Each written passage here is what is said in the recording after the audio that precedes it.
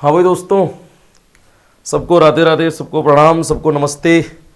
और 5-6 दिन बाद जो है आज आपका फिर से क्लास में स्वागत है। वो कुछ है ना, पारिवारिक कार्यक्रम की वजह से मैं आपके क्लास नहीं ले पा रहा था, लेकिन अभी मैं 2-5 दिन और कंटिन्यू करूँगा, जिसमें मैं आपको वो टॉपिक क्लियर करवाने वाला हूँ जो अंक भी अधिक देते हैं और शॉर्ट भी बहुत ज़्यादा है।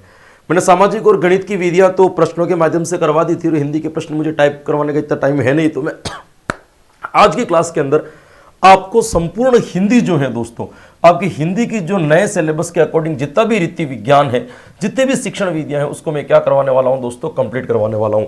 आज की क्लास के अंतर्गत आपको हिंदी की रीति विज्ञान सारा का सारा मैं डिटेल से बता दूंगा कि कब कहां से किस तरीके से कैसे प्रश्न आते हैं और कैसे आपको जो है उनके जवाब देने हैं। और मैं आपको यह दावा कर सकता हूं कि आज की क्लास से बाहर मेरी पूरी कोशिश रहेगी कि आपके सिंगल प्रश्न जो है दोस्तों आज की क्लास से बाहर नहीं जाएगा। तो दोस्तों अपन बात करने वाले हैं आज की हिंदी की क्लास से। हिंदी की क्लास के अंदर सबसे पहले दोस्तों अपन बात करने वाले हैं कौशलों का विकास। आपके सबसे पहला टॉपिक जो दे रखा है दोस्तों, वो क्या दे रखा है दोस्तों, हिंदी शिक्षण विधियों के कौशल, है ना। कौशलों का विकास कैसे होता है उसके ऊपर बात करते हैं। तो मैं सीधा सीधा जो है दोस्तों, मैं मेरी ई बुक के माध्यम से ही आपको बताना चाहूंगा। अपनी ई बुक से के द्वारा ही आपके जितने भी कंसेप्ट्स जो है वो मैं आपके क्या करवाऊंगा दोस्तों, क्लियर करवाऊंगा। तो चलिएगा सबसे पहले चलते हैं आज के पहले टॉपिक के ऊपर जो अपन पढ़ने वाले हैं दोस्तों, वो है आपके भाषा दक्षता का विकास या भाषा कौशल का विकास। अब सबसे पहले बात हमारे सामने आती है दोस्तों कि कौशल कितने प्रकार के होते हैं भाई, है ना। तो नॉर्मली आप सब लोगों को पता है दोस्तों, कौशलों को जो है अपन 4 भागों में बांट देते हैं, सुनना, बोलना, पढ़ना या लिखना, है ना दोस्तों, जिसको अपन LSRW के नाम से भी जान सकते हैं दोस्तों। ये आपको क्या करना है दोस्तों, ध्यान रखना है। तो कौशलों के प्रकार आपको पूछ ले तो कितने प्रकार याद हैं आप सब लोगों को कि सुनना, बोलना, पढ़ना और लिखना, ये 4 क्या चलते हैं दोस्तों, इसी क्रम में जो है दोस्तों आगे बढ़ते रहते हैं। ये आपको क्या करना है, कौशलों के बारे में याद रखना है। उसके बाद आपको याद रखना है दोस्तों भाषा कौशलों के बारे में, और आपको याद रखना है, वो क्या याद रखना है कि ये जो क्रम है आपका सुनना, बोलना, पढ़ना और लिखना, यदि आपको ये पूछ लिया जाए कि कौशलों का मनोवैज्ञानिक क्रम क्या है, तब भी आपको यही बताना है कि कौशलों का जो मनोवैज्ञानिक क्रम होता है वो कौन सा होता है, सुनना, बोलना, पढ़ना और लिखना।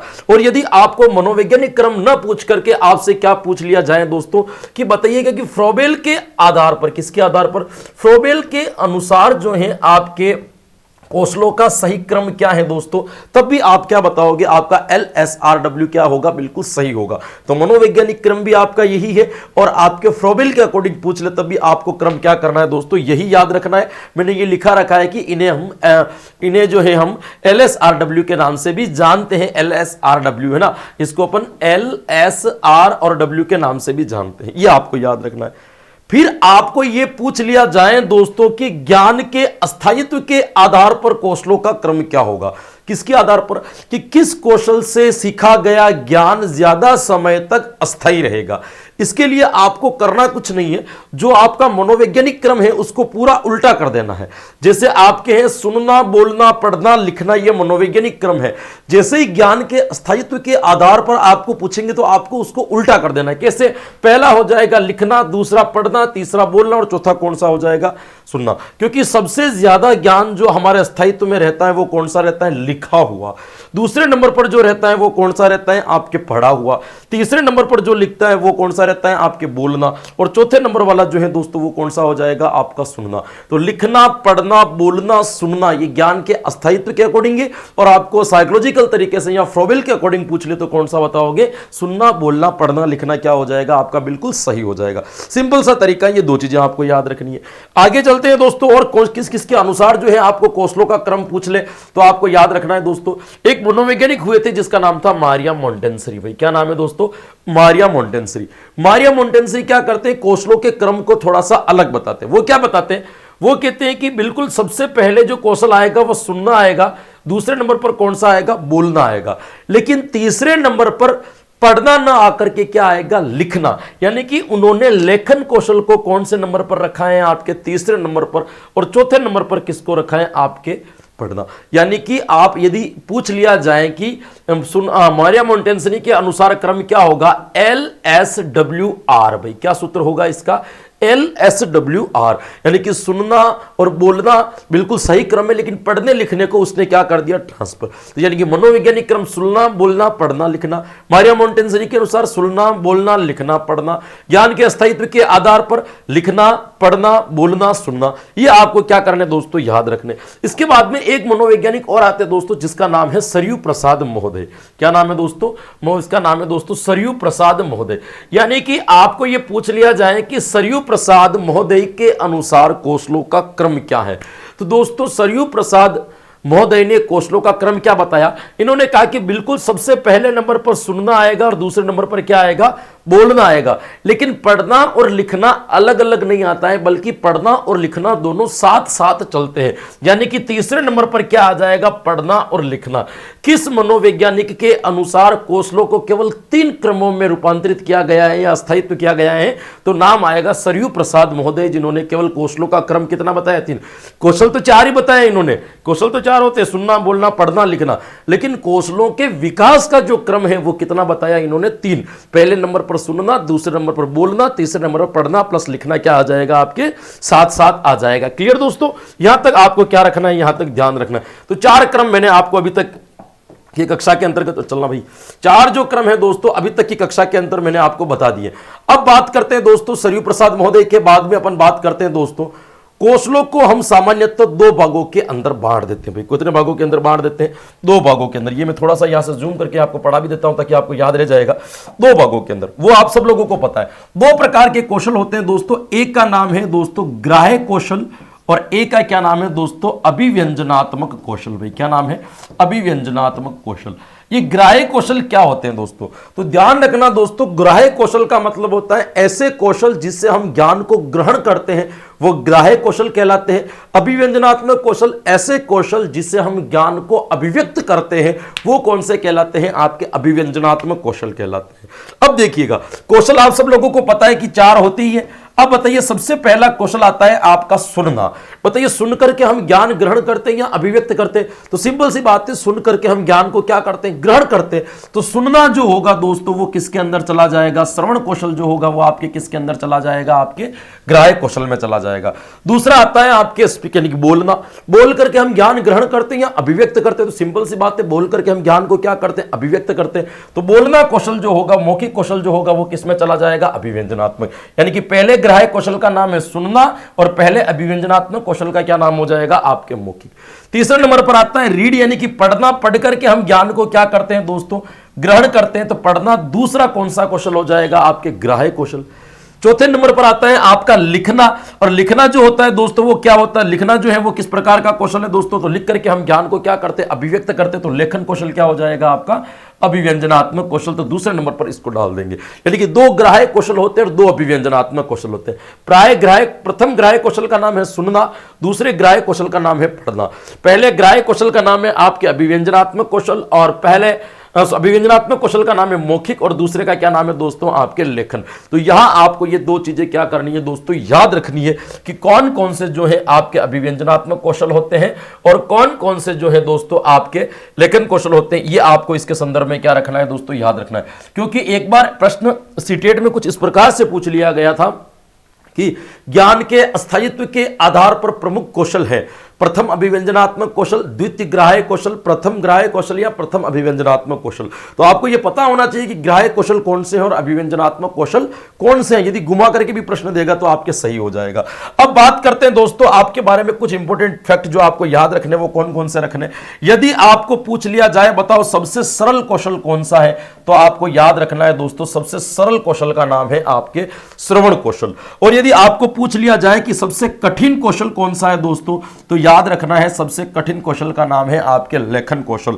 और यदि आपको पूछ लिया जाए कि सबसे इंपॉर्टेंट कौशल कौन सा है दोस्तों, महत्वपूर्ण कौशल कौन सा है दोस्तों, तो याद रखना है दोस्तों पठन कौशल। आपको क्या रखना है दोस्तों, याद रखना है। यह कौशलों का एक सामान्य परिचय आपको क्या करना है दोस्तों, याद रखना है। क्या क्या याद रखना है, सबसे पहले ज्ञान के आधार पर या मनोवैज्ञानिक और फ्रोबल का क्रम क्या होगा, आपके LSRW। मोंटेसरी के अनुसार जाएंगे तो LSWR है ना, और सरयू प्रसाद के अनुसार जाएंगे तो LS+R+W है ना, दोनों क्या चलेंगे आपके साथ साथ चलेंगे, आपको याद रखना है। ज्ञान के स्थायित्व के आधार पर जाएंगे तो उल्टा है ना, लिखना, पढ़ना, बोलना और सुनना। और अभिव्यंजनात्मक और ग्राह्य कौशल के अंदर डिवाइड करेंगे तो पहला ग्राह्य कौशल कौन सा है, श्रवण। पहला अभिव्यंजनात्मक कौशल कौन सा है दोस्तों, मौखिक।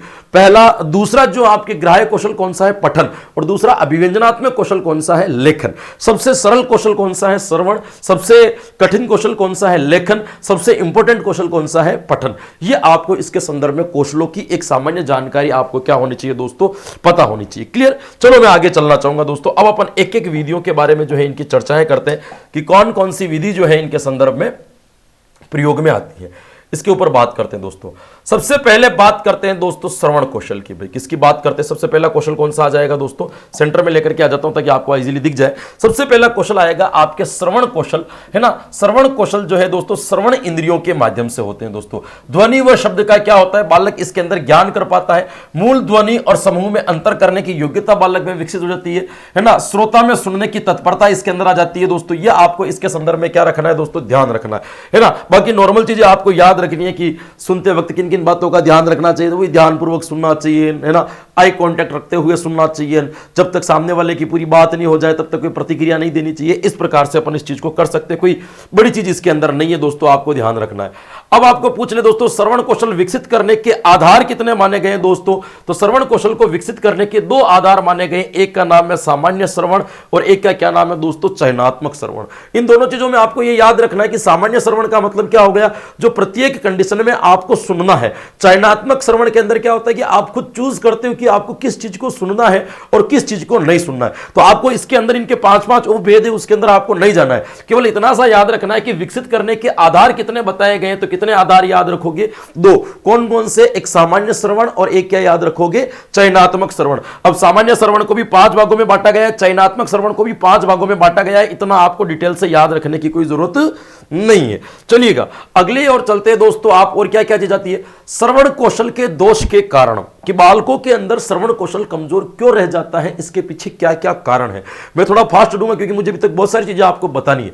तो देखिए श्रवण कौशल के दोष का कारण यदि आपको पूछ ले तो पहला क्या है, मौखिक कार्य का अभाव। बालकों से मौखिक कार्य कम करवाया जाता हो, कक्षा के अंदर शिक्षक द्वारा कठोर नियंत्रण रखा जाता हो, या फिर पाठ्य वस्तु की क्लिष्टता या पाठ्य वस्तु जो है वो क्या हो, कठिन हो दोस्तों। कक्षा के अंदर वातावरण अशांत हो कि बालक 4-5 प्रकार की ध्वनियां उनके कानों में पड़ रही है, तो बालक ये समझ नहीं पा रहा है कि मुझे किस ध्वनि को सुनना है और किस ध्वनि को नहीं सुनना है। एक साथ 2 काम करना, और अंत में आ जाएगा श्रवण इंद्रियों का कमजोर होना। यह आपको ध्यान रखना है। दोष निवारण के लिए क्या करेंगे, तो जो आपके दोष के कारण है उनको उल्टा कर दो कि वो दोष के निवारण बन जाएंगे। मौखिक कार्य को प्रोत्साहन देना चाहिए, कक्षा के अंदर स्वस्थ नियंत्रण रखना चाहिए, उचित वातावरण का निर्माण करना चाहिए, पाठ्य वस्तु को बालकों के अकॉर्डिंग बनाया जाना चाहिए, शांत वातावरण होना चाहिए, एक समय पर एक ही काम किया जाना चाहिए। ये सिंपल सी बात हो जाएगी दोस्तों। ये आपको क्या करना है, याद रखना है। श्रवण कौशल को विकसित करने के विद्यालय स्तर पर माध्यम क्या क्या हो सकते हैं, वही एकांकी, कविता पाठ, आदर्श वाचन, गीत शैली, है ना, संवाद, वाद विवाद आदि करवाने से बालकों के अंदर क्या हो सकता है दोस्तों, विकसित हो सकता है। सिंपल सा, इसमें कोई वो नहीं। ये चीजें आपको याद रखनी है, जब प्रश्न में आएगी तो भी आपको ये फंसा देगी, इसलिए मैं आपको केवल एक रिविजन करवा रहा हूं आपको यहां से। श्रवण कौशल की विधियां कौन कौन सी है दोस्तों, पहली तो आ जाती है सस्वर वाचन, इसके बाद में आती है प्रश्नोत्तर विधि, कहानी सुनना, कहानी कहना सुनना विधि, श्रुति लेख विधि और भाषण विधि।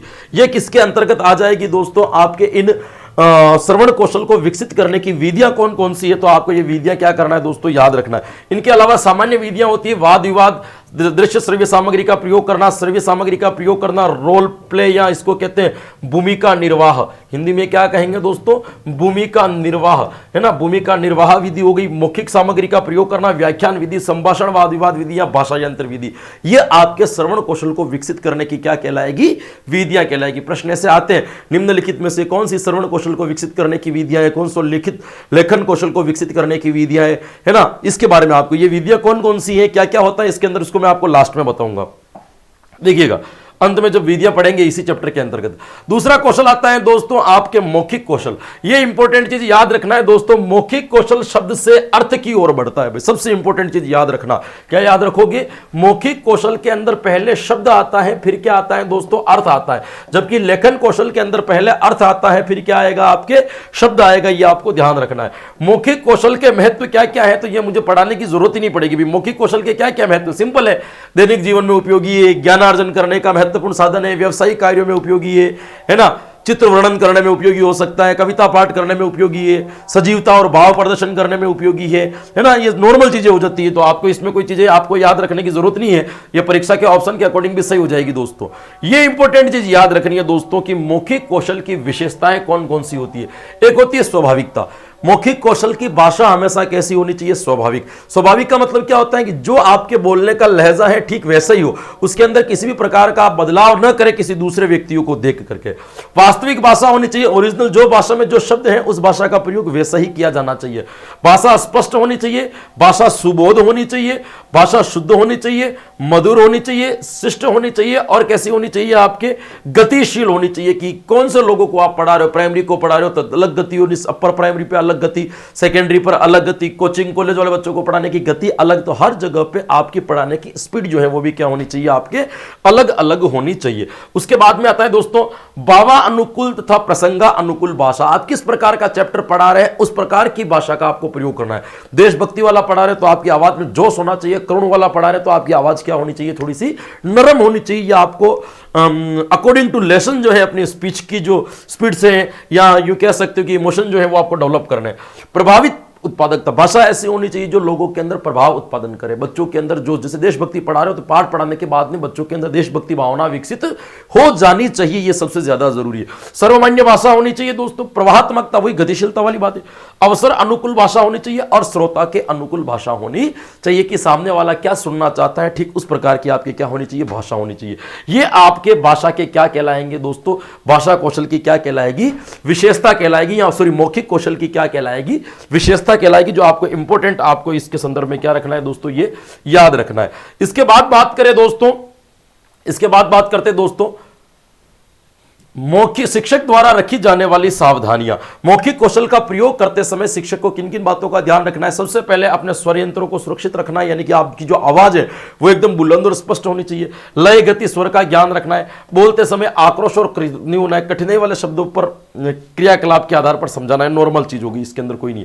मौखिक कौशल के क्रियाकलाप, विद्यालय स्तर पर कौन कौन से क्रियाकलाप है जिसको अपन मौखिक क्रियाकलापों के अंदर जोड़ सकते? तो प्रश्नोत्तर करवाना, अंत्याक्षरी करवाना, वाद विवाद करवाना, है ना, संक्षेपित और विस्तारित संवाद करवाना, वर्णन, सांस्कृतिक कार्यक्रम करवाना, कहानी, है ना, अभिनय करवाना और कवि सम्मेलन करवाना आदि जो है दोस्तों आपके विद्यालय स्तर पर क्या कहलाएंगे?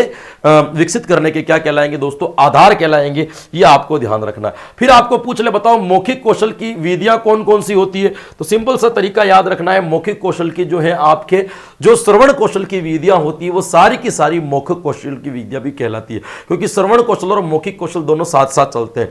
एक अच्छा वक्ता बनने के लिए आपको एक अच्छा श्रोता बनना पड़ेगा। तो जिन विधियों से आपका श्रवण कौशल विकसित होता है उन्हीं विधियों से ही आपका मौखिक कौशल भी क्या होता है दोस्तों?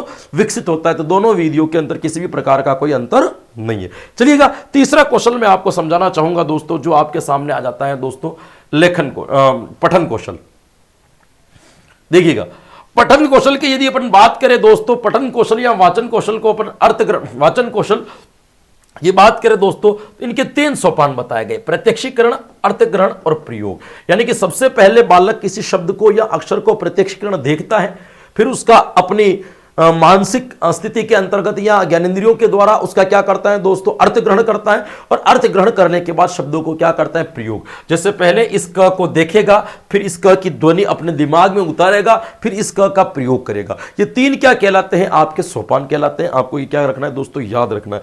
फिर इसके बाद में याद रखना है दोस्तों, पठन कौशल जो होता है वो कितने प्रकार का होता है? तो पठन कौशल सामान्यतः 2 प्रकार का होता है। एक सस्वर वाचन होता है और एक कौन सा हो जाएगा दोस्तों? आपके मौन वाचन।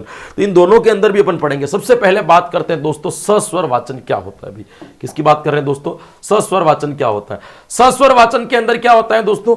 वह वाचन जो भावों के अनुकूल हो, है ना, लय, गति, आरोह, अवरोह, है ना, इन सारी चीजों का क्या रखा जाता है? इसके अंदर ध्यान रखा जाता है। सस्वर वाचन भी वापस 2 तरीके का होता है, एक सामूहिक और एक कौन सा होता है दोस्तों? व्यक्तिगत। जिसमें जैसे शिक्षक आदर्श वाचन कर रहा है है ना। तो आदर्श वाचन जो होगा वो कौन सा हो जाएगा, एक प्रकार का आपके व्यक्तिगत सस्वर वाचन हो जाएगा। फिर बच्चे जो अनुकरण कर रहे हैं वो कौन सा हो जाएगा, तो अनुकरण कौन सा हो जाएगा, सामूहिक सस्वर वाचन। यानी कि अकेला जब कर रहा है तो व्यक्तिगत, और जब बहुत सारे बच्चे एक साथ में मिलकर के कर रहे हैं तो वो कौन सा कहलाएगा, आपका सामूहिक कहलाएगा। सिंपल सी बात है दोस्तों, यानी जिसको गा करके पढ़ा जाए, सस्वर वाचन है ना, जिसके अंदर स्वरों का ध्यान रखा जाए, मात्राओं का ध्यान रखा जाए, उतार चढ़ाव का ध्यान, लय गति का ध्यान, आरोह अवरोह कर्म का ध्यान रखा जाए, उससे हम क्या कहेंगे, सस्वर वाचन। सस्वर वाचन की विशेषताएं क्या है दोस्तों, बच्चों को शब्दों और ध्वनियों का ज्ञान होता है, बालक शब्द के अर्थ को स्पष्ट रूप से समझ सकते हैं दोस्तों, बालकों को विराम चिन्हों का क्या होता है दोस्तों, ज्ञान होता है, और पाठ के प्रति बालकों में रुचि उत्पन्न होती है। जैसे एक कविता को यदि गा करके पढ़ाया जाए और एक कविता को सामान्य तौर पर पढ़ाया जाए, तो जो उस कविता को गा करके पढ़ाया जाएगा उस कविता के अंदर बालक इंटरेस्ट जो लेंगे वो क्या लेंगे, अधिक लेंगे। जो सामान्य कविता होगी उसके अंदर बालकों का इंटरेस्ट जो होगा वो भी क्या होगा दोस्तों, कम होगा। ये आपको ध्यान रखना है, ये आपके हो जाएगा दोस्तों, है ना। फिर आपको ध्यान रखना है, एक कुछ इंपॉर्टेंट लाइन मैंने आपको लिख रखी है दोस्तों, वो भी आपको ध्यान रखने की, वाचन करते समय आपको पुस्तक की साथ में पकड़नी है। तो ध्यान रखना, वाचन करते समय पुस्तक को हमेशा बाएं हाथ में पकड़ा जाता है। फिर आपको याद रखना है दोस्तों, वाचन करते समय किताब और आंखों के बीच में दूरी कितनी होनी चाहिए, तो सामान्य दूरी बताई गई है दोस्तों 12 इंच। और पुस्तक को पकड़ते समय हाथ का जो कोण बनता है वो कितने डिग्री का बनता है, तो वो आपको याद रखना है 45 डिग्री का क्या बनता है दोस्तों, कोण बनता है। ये क्लास आपको थ्योरिकल डिटेल्स नहीं है, ये मैं आपको 2 घंटे या घंटे, 1.5 घंटे, 2 घंटे जितनी भी ये क्लास चलेगी उसके अंदर मैं केवल आपको पूरी शिक्षण वीडियो का एक रिवीजन करवा रहा हूं हिंदी की, ताकि आपके ये 7, 8 नंबर 10 नंबर जो है आपके क्या हो जाए, कंप्लीट हो जाए दोस्तों। अब चलिएगा अपन अगले प्रश्न आगे की ओर चलते हैं दोस्तों।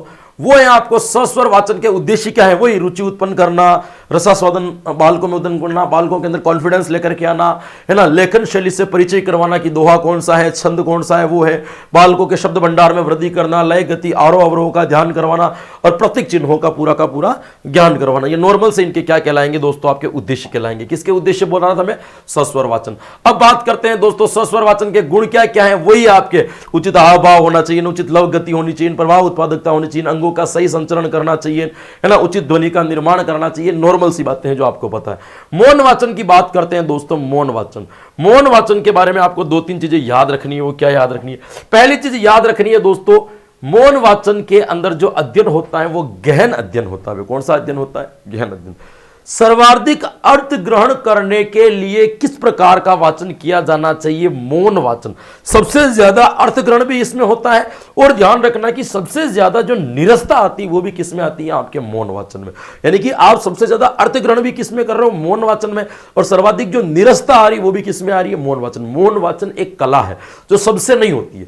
सब लोग चुपचाप साइलेंट स्टडी नहीं कर सकते, साइलेंट स्टडी बहुत कम लोग कर सकते, तो ये ध्यान रखना। सर्वाधिक अर्थ ग्रहण भी इसी में और सर्वाधिक निरस्ता भी इसी में। मौन वाचन के महत्व की बात करें दोस्तों, मौन वाचन का क्या क्या महत्व है, तो यहां पे थोड़ा सा इंपॉर्टेंट आपको याद रखना है। एक तो मौन वाचन जो है दोस्तों गहन अध्ययन किया जा सकता है, इससे आपको थकान कम होगी। थकान क्यों कम होगी, क्योंकि आपके कम इंद्रियों का प्रयोग, आप बोलोगे कम तो थकान भी क्या होगी, कम होगी। बिल्कुल सही है दोस्तों। ध्यान केंद्रित रहता है दोस्तों, विषय वस्तु के प्रति आपका एक कंसंट्रेट बना रहता है। स्वर यंत्र सुरक्षित रहते हैं, क्योंकि आप स्वर यंत्रों का प्रयोग ही नहीं करते हो, आपके गला, कंठ, जीभ, दांत वगैरह, जीवा वगैरह सब जो है वो क्या रहती है, शांत रहती है। अनुशासन बना रहता है, बिल्कुल। चिंतन और स्वाध्याय की आदत विकसित होती है, पढ़ाई के प्रति रुचि जागृत होती है, विषय के साथ आत्मसात हो जाता है, एक संबंध बन जाता है, ताकि आप उस विषय को आसान तरीके से क्या कर सको दोस्तों, समझ सको। इसके बाद में यदि बात की जाए दोस्तों तो क्या होगा, गृह कार्य सरलता से दिया जा सकता है। बहुत सिंपली तरीके से इनको क्या दिया जा सकता है दोस्तों, गृह कार्य दिया जा सकता है। अवकाश का सदुपयोग करना, अवकाश का क्या किया जा सकता है, इसके अंदर सदुपयोग किया जा सकता है। यह कार्य अवकाश का सदुपयोग करना, क्षमता के अनुसार शिक्षण करवाना, कि बालक की जितनी क्षमता होगी उतना बालक क्या करेगा, पढ़ लेगा, है ना, जबरदस्ती नहीं पढ़ सकता। विचार प्रसार की शक्ति, यानी कि बालक क्या करेगा, जब मौन स्टडी साइलेंट स्टडी करता है तो बालक क्या करता है कि उसके विचारों का प्रसार होता है, विचारों का प्रसारण होता है, उसके विचार फैलते हैं। कि जैसे एक लाइन ना पढ़ करके उसके संदर्भ में ये कैसे होता है, किस प्रकार होता है, 2 किताबें लेगा, उसके बारे में और जानेगा, तो उसका ज्ञान का क्या होता है दोस्तों, विस्तार होता है। ध्यान रखना, कम समय में अधिक अध्ययन जो है इसके माध्यम से किया जा सकता है दोस्तों। विचार संग्रह की प्रवृत्ति होती है कि बालक ज्ञान अपने दिमाग में संचरित करते रखता है, कि जब आवश्यकता होगी तो मैं इसे क्या करूंगा दोस्तों, बोलेगा। संक्षिप्तीकरण की कला में दक्ष होना, यानी कि 5 पेज को कैसे ढाई लाइन में उतारा जाए, ये जो टेक्निक्स आती वो भी किससे आती है, आपके साइलेंट स्टडी से आती है। ये महत्वपूर्ण है। मौन वाचन के इंपॉर्टेंस हमेशा एडवांटेज आपको याद रखना है। यहां से जरूर आपको कुछ न कुछ पंक्तियां प्रश्न जो है एग्जाम में देखने को मिल सकता है। चलिएगा, मौन वाचन भी 2 प्रकार का होता है दोस्तों। कितने प्रकार का होता है? 2 प्रकार का। कौन कौन सा होता है दोस्तों? एक तो होता है गंभीर मौन वाचन, जिसमें हम किसी चीज में डूब करके पढ़ते हैं, और एक होता है त्वरित मौन वाचन, या जिसको द्रुत मौन वाचन कहते हैं। द्रुत का मतलब तेज गति से पढ़ना, यानी कि किसी चीज को यदि आपको समझना है तो आप क्या करोगे? गंभीर मौन वाचन। लेकिन किसी किताब में से कोई चीज आपको ढूंढनी है तो आप क्या करोगे? है ना, त्वरित वाचन। जैसे मान लीजिए कि आपको किताब में से कोई एक शब्द ढूंढना है, तो आप शब्द ढूंढने के लिए क्या करोगे? उसमें डूब करके नहीं पढ़ोगे, किताब को ऐसे ऐसे पढ़ोगे और वो शब्द कहां गया और ढूंढ ढूंढा के उस किताब को आप क्या कर दोगे? रख दोगे। तो ये आपको ध्यान रखना है दोस्तों कि यहां पे जो जब आपको ये पूछ लिया जाए कि कठिनाई वाले शब्दों को ढूंढने के लिए किस प्रकार का मौन वाचन किया जाता है? त्वरित वाचन, द्रुत वाचन, है ना। और किसी चीज को ध्यान से किसी चीज को समझने के लिए कौन सा किया जाएगा? गंभीर मौन वाचन। अब देखिएगा, इसके बारे में भी अपन पढ़ लेते हैं। सबसे पहले बात करते हैं गंभीर मौन वाचन की। इसके द्वारा गहन अध्ययन किया जा सकता है, भाषा पर अधिकार किया जा सकता है, बिल्कुल किया जा सकता है, विषय वस्तु पर अधिकार किया जा सकता है, क्योंकि आप पूरी चीज को समझ लेते हो दोस्तों, बिल्कुल सही है। सूचना एकत्रित करने में यह उपयोगी है ना। भाव की, केंद्रीय भाव की खोज की, मूल रूप से यह पाठ क्या कह रहा है इसका भी आपको क्या चल जाता है? पता चल जाता है दोस्तों। वाचन का प्रयोजन सदा सामने रहता है कि हम क्यों पढ़ रहे हैं, इस चीज का आपको पहले पता होता है दोस्तों। पूर्व अर्जित ज्ञान की क्षमता रहे, यानी कि आपने पहले कितना सीखा है ये भी आपको पता रहेगा दोस्तों। ये आपके, उसके बाद में आपको ध्यान रखना है दोस्तों, त्वरित वाचन की बात करते हैं दोस्तों, सीधी भाषा का अभ्यास करना कि आप कितना तेज गति से पढ़ सकते हो। साहित्य से परिचय प्राप्त करना, आनंद प्राप्त करना और सूचना एकत्रित करने के लिए जो है हम द्रुत वाचन करते हैं, यह आपको याद रखना है दोस्तों। मौन वाचन में रखी जाने वाली सावधानियां, या इसको अपन गुण कह सकते हैं, 1 से अधिक पुस्तकें सामने रखनी चाहिए। आप कौन से सब्जेक्ट पढ़ रहे हो उसकी 5 से 7 किताबें सबसे ज्यादा रहनी चाहिए दोस्तों, यह आपको ध्यान रखना है। मैं आपको, ये बहुत ज्यादा जरूरी है। मैं ये मानता हूं कि किसी बच्चे ने यदि 5 एप्लीकेशन खरीद रखी है और ऑफलाइन कोचिंग कर रखी है, और एक बालक है जिसके पास में 5 से 7 किताबें पढ़ी है, दोनों बच्चे यदि अलग अलग तैयारी कर रहे हैं, तो मैं दावे के साथ कह सकता हूं 5 से 7 किताबें पढ़ने वाले बच्चे का सिलेक्शन पहले हो जाएगा। रीजन क्या होता है दोस्तों कि किताबों से होता है मौन वाचन। मौन वाचन से कंसंट्रेट बढ़ता है, विचारों का प्रसार होता है, और विचारों के प्रसार होने से अपने ज्ञान भंडार में क्या होती है? वृद्धि होती है।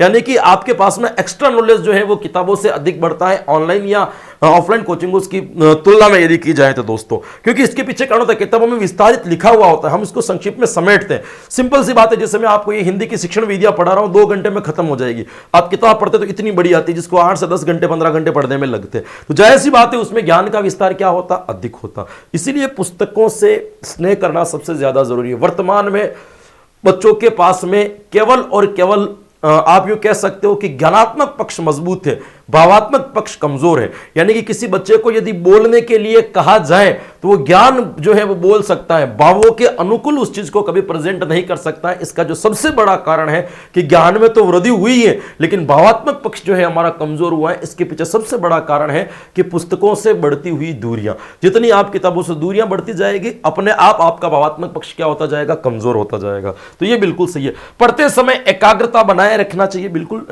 नॉर्मल बात है। तो अस्थिरता लाना, वातानुकूलित ध्वनि, ये तो कोई लाइन है ही नहीं दोस्तों। आंखें निरंतर पुस्तक पर रहनी चाहिए, बिल्कुल सही है। कंठस्थ करने पर बल दिया जाना चाहिए, किस तरीके से इस चीज को अपन याद कर सके। चलिएगा आगे क्या दे रखा है? मौन वाचन और सस्वर वाचन में अंतर, ये आप खुद कर लोगे, इसके अंदर कुछ भी नहीं है दोस्तों।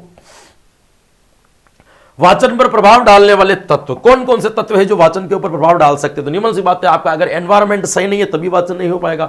शारीरिक अवस्था, बीमार हो रहे हो तो नहीं पढ़ पाओगे। यदि आपको कोई नई सब्जेक्ट का पहले कोई एक्सपीरियंस नहीं है तो पढ़ने में दिक्कत होगा। मनोभाव, आपका मर्जी नहीं है, मन नहीं लग रहा है तो नहीं पढ़ पाओगे। कठिन शब्दावली, शब्द समझ में नहीं आ रहा है फिर भी आपकी दिक्कत होगी। मानसिक प्रक्रिया या मानसिक विकास यदि आपका नहीं हो रखा है तब भी आप इस चीज को नहीं पढ़ सकते हो। यह आपको क्या करना है दोस्तों? ध्यान रखना है दोस्तों।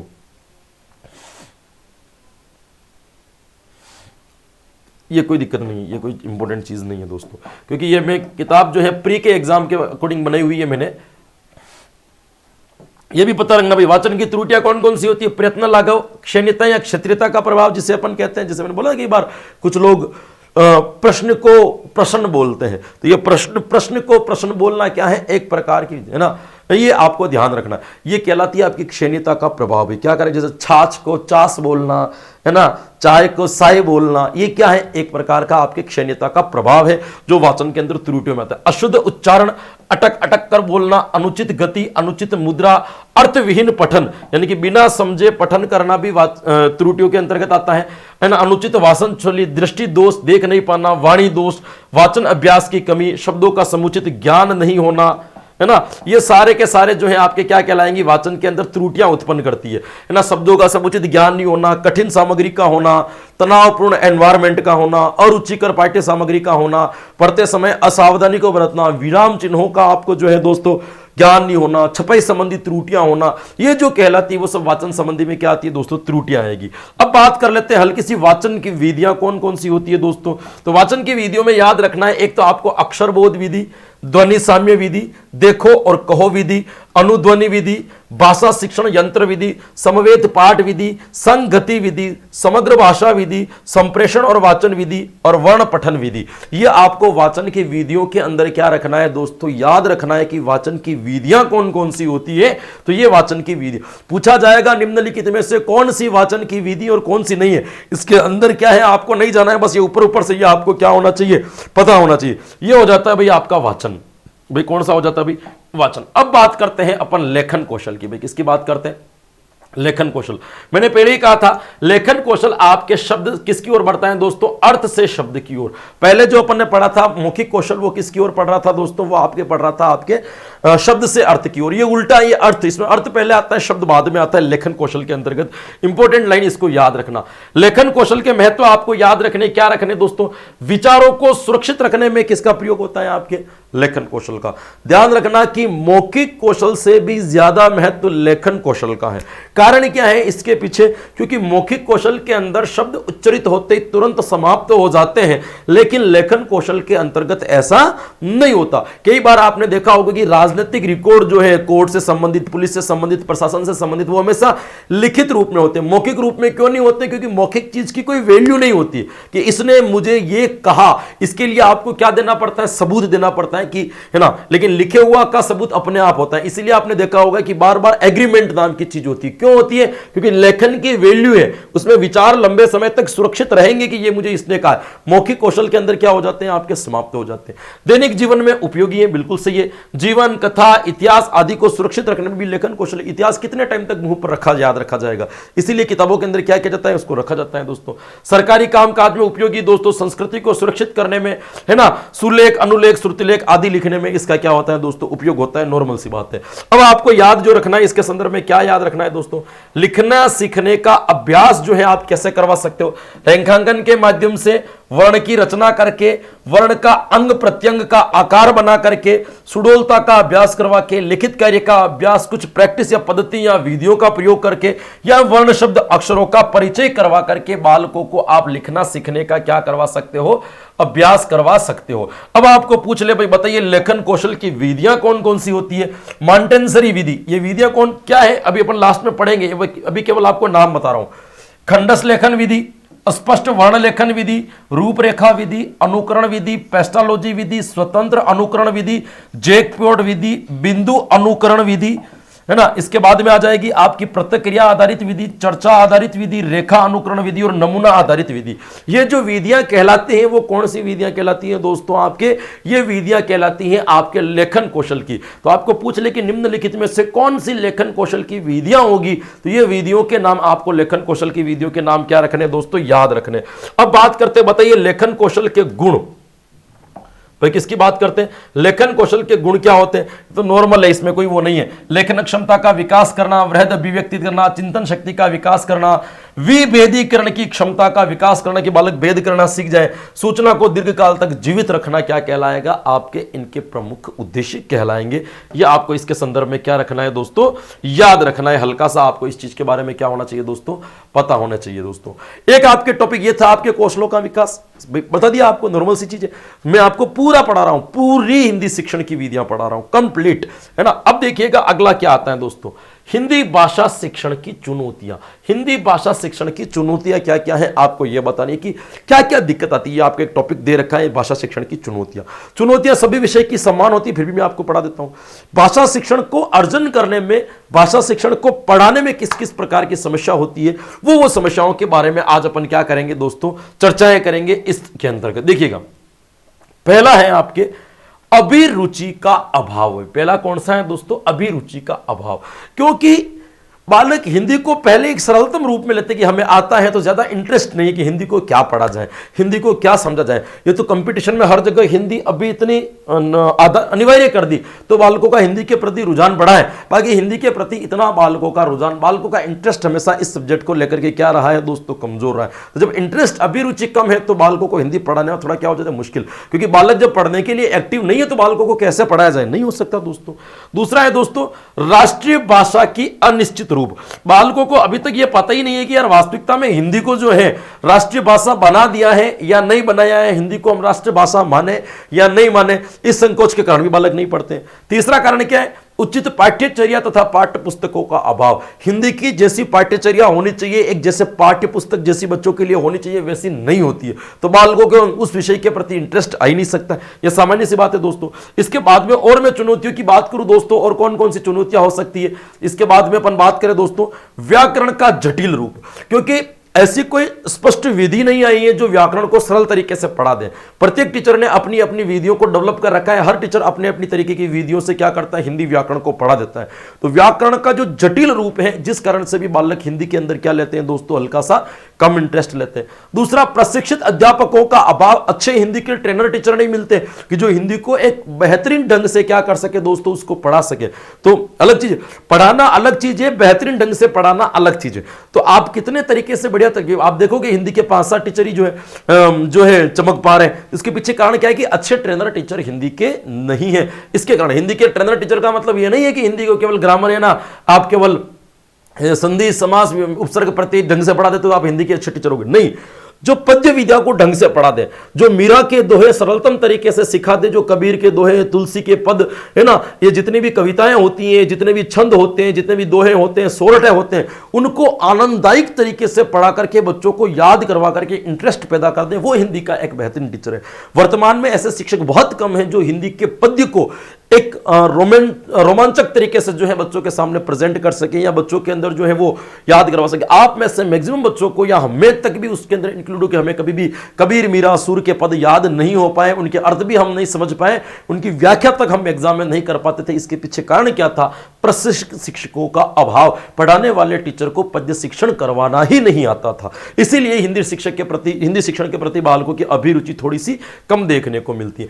उचित शिक्षण प्रणालियों का अभाव, अच्छी शिक्षण की विधियां नहीं है। क्षेत्रीयता का प्रभाव, यानी कि क्षेत्रीय भाषा का प्रभाव अधिक होता है कि बच्चे उसके ऊपर हिंदी ले ही नहीं सकता है। क्योंकि आपको पता है कि जिस भाषा को हम पहले सुनते हैं उसका प्रभाव हमारे ऊपर ज्यादा होता है। आज भी हम देखते हैं कि बोलते बोलते कई बार हमारे अंदर से जो होते हैं अपने क्षेत्रीय भाषा के शब्द निकल जाते हैं। इसके पीछे कारण क्या है कि उस भाषा का प्रभाव हिंदी से ज्यादा है। तो क्षेत्रीय भाषा का प्रभाव अधिक होने के कारण हिंदी के ऊपर ज्यादा बल नहीं दिया जा सकता। यह भी एक बड़ा कारण हो गया दोस्तों। फिर अपन बात करते हैं दोस्तों, इसके अतिरिक्त भी हिंदी भाषा शिक्षण की बहुत सारी समस्याएं जो आपको देखने को मिलती है।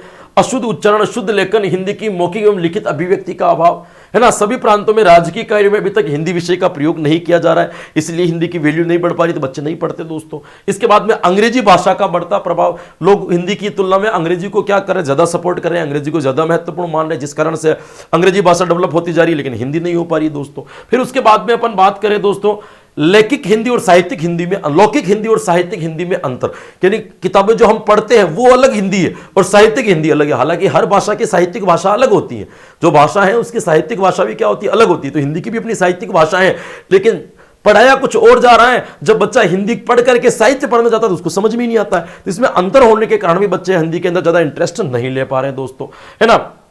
शिक्षण विधियों संबंधी समस्याएं बात करें दोस्तों तो शिक्षण से भी संबंधित है। कक्षा का आकार, विद्यार्थियों की संख्या, अधिक होना, पठन उच्चारण संबंधी समस्याएं होना, उचित संसाधनों का प्रयोग नहीं कर पाना, विद्यालयों के अंदर भाषा प्रयोगशालाएं नहीं होना, अधिक वाचनालय नहीं होना दोस्तों, है ना, अच्छे शिक्षकों का नहीं होना, ये कई प्रकार की आपको त्रुटियां देखने को मिलती है।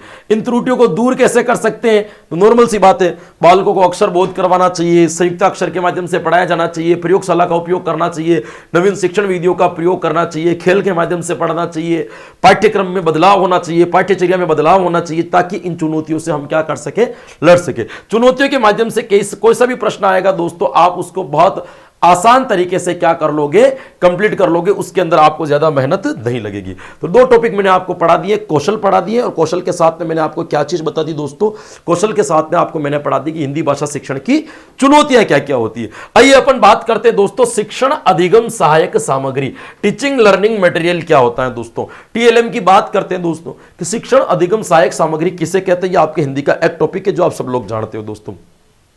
शिक्षण अधिगम सहायक सामग्री से क्या तात्पर्य है दोस्तों? तो अपन कह सकते हैं कि वह सहायक सामग्री जो आपके उद्देश्य पूर्ति में सहायक हो, वह सामग्री जो आपके उद्देश्य पूर्ति में क्या हो दोस्तों, सहायक हो। यानी कि आप पढ़ाने से पहले कुछ उद्देश्य का निर्माण करते हो और उसी उद्देश्य की पूर्ति से आप कक्षा के अंदर पढ़ाते हो, तो उस पढ़ाने में जो मदद कर रही है, जिससे आप अपने उद्देश्य को सरलतम तरीके से प्राप्त कर सकते हो, उस सामग्री को अपन क्या कहेंगे, सहायक सामग्री। या अपन कह सकते हैं जो पाठ को रोचक बनाए, है ना, जो पाठ के प्रति रुचि उत्पन्न कर दे, जो ज्ञान को प्रभावी और अस्थायी बनाए, इसे हम क्या कहेंगे, सहायक सामग्री कहेंगे। ये आपको बिंदु यहां पे क्या करने दोस्तों, याद रखने दोस्तों, है ना। इसके बाद अपन बात करें दोस्तों सहायक सामग्री के संदर्भ में किस किसने कौन कौन सी परिभाषाएं दी है, तो हल्की फुल्की आपको परिभाषाएं यदि याद रख पाओ तो अच्छी बात है, वरना एक बार देख लेना, एग्जाम में आ जाए तो आपको याद रह जाएगी।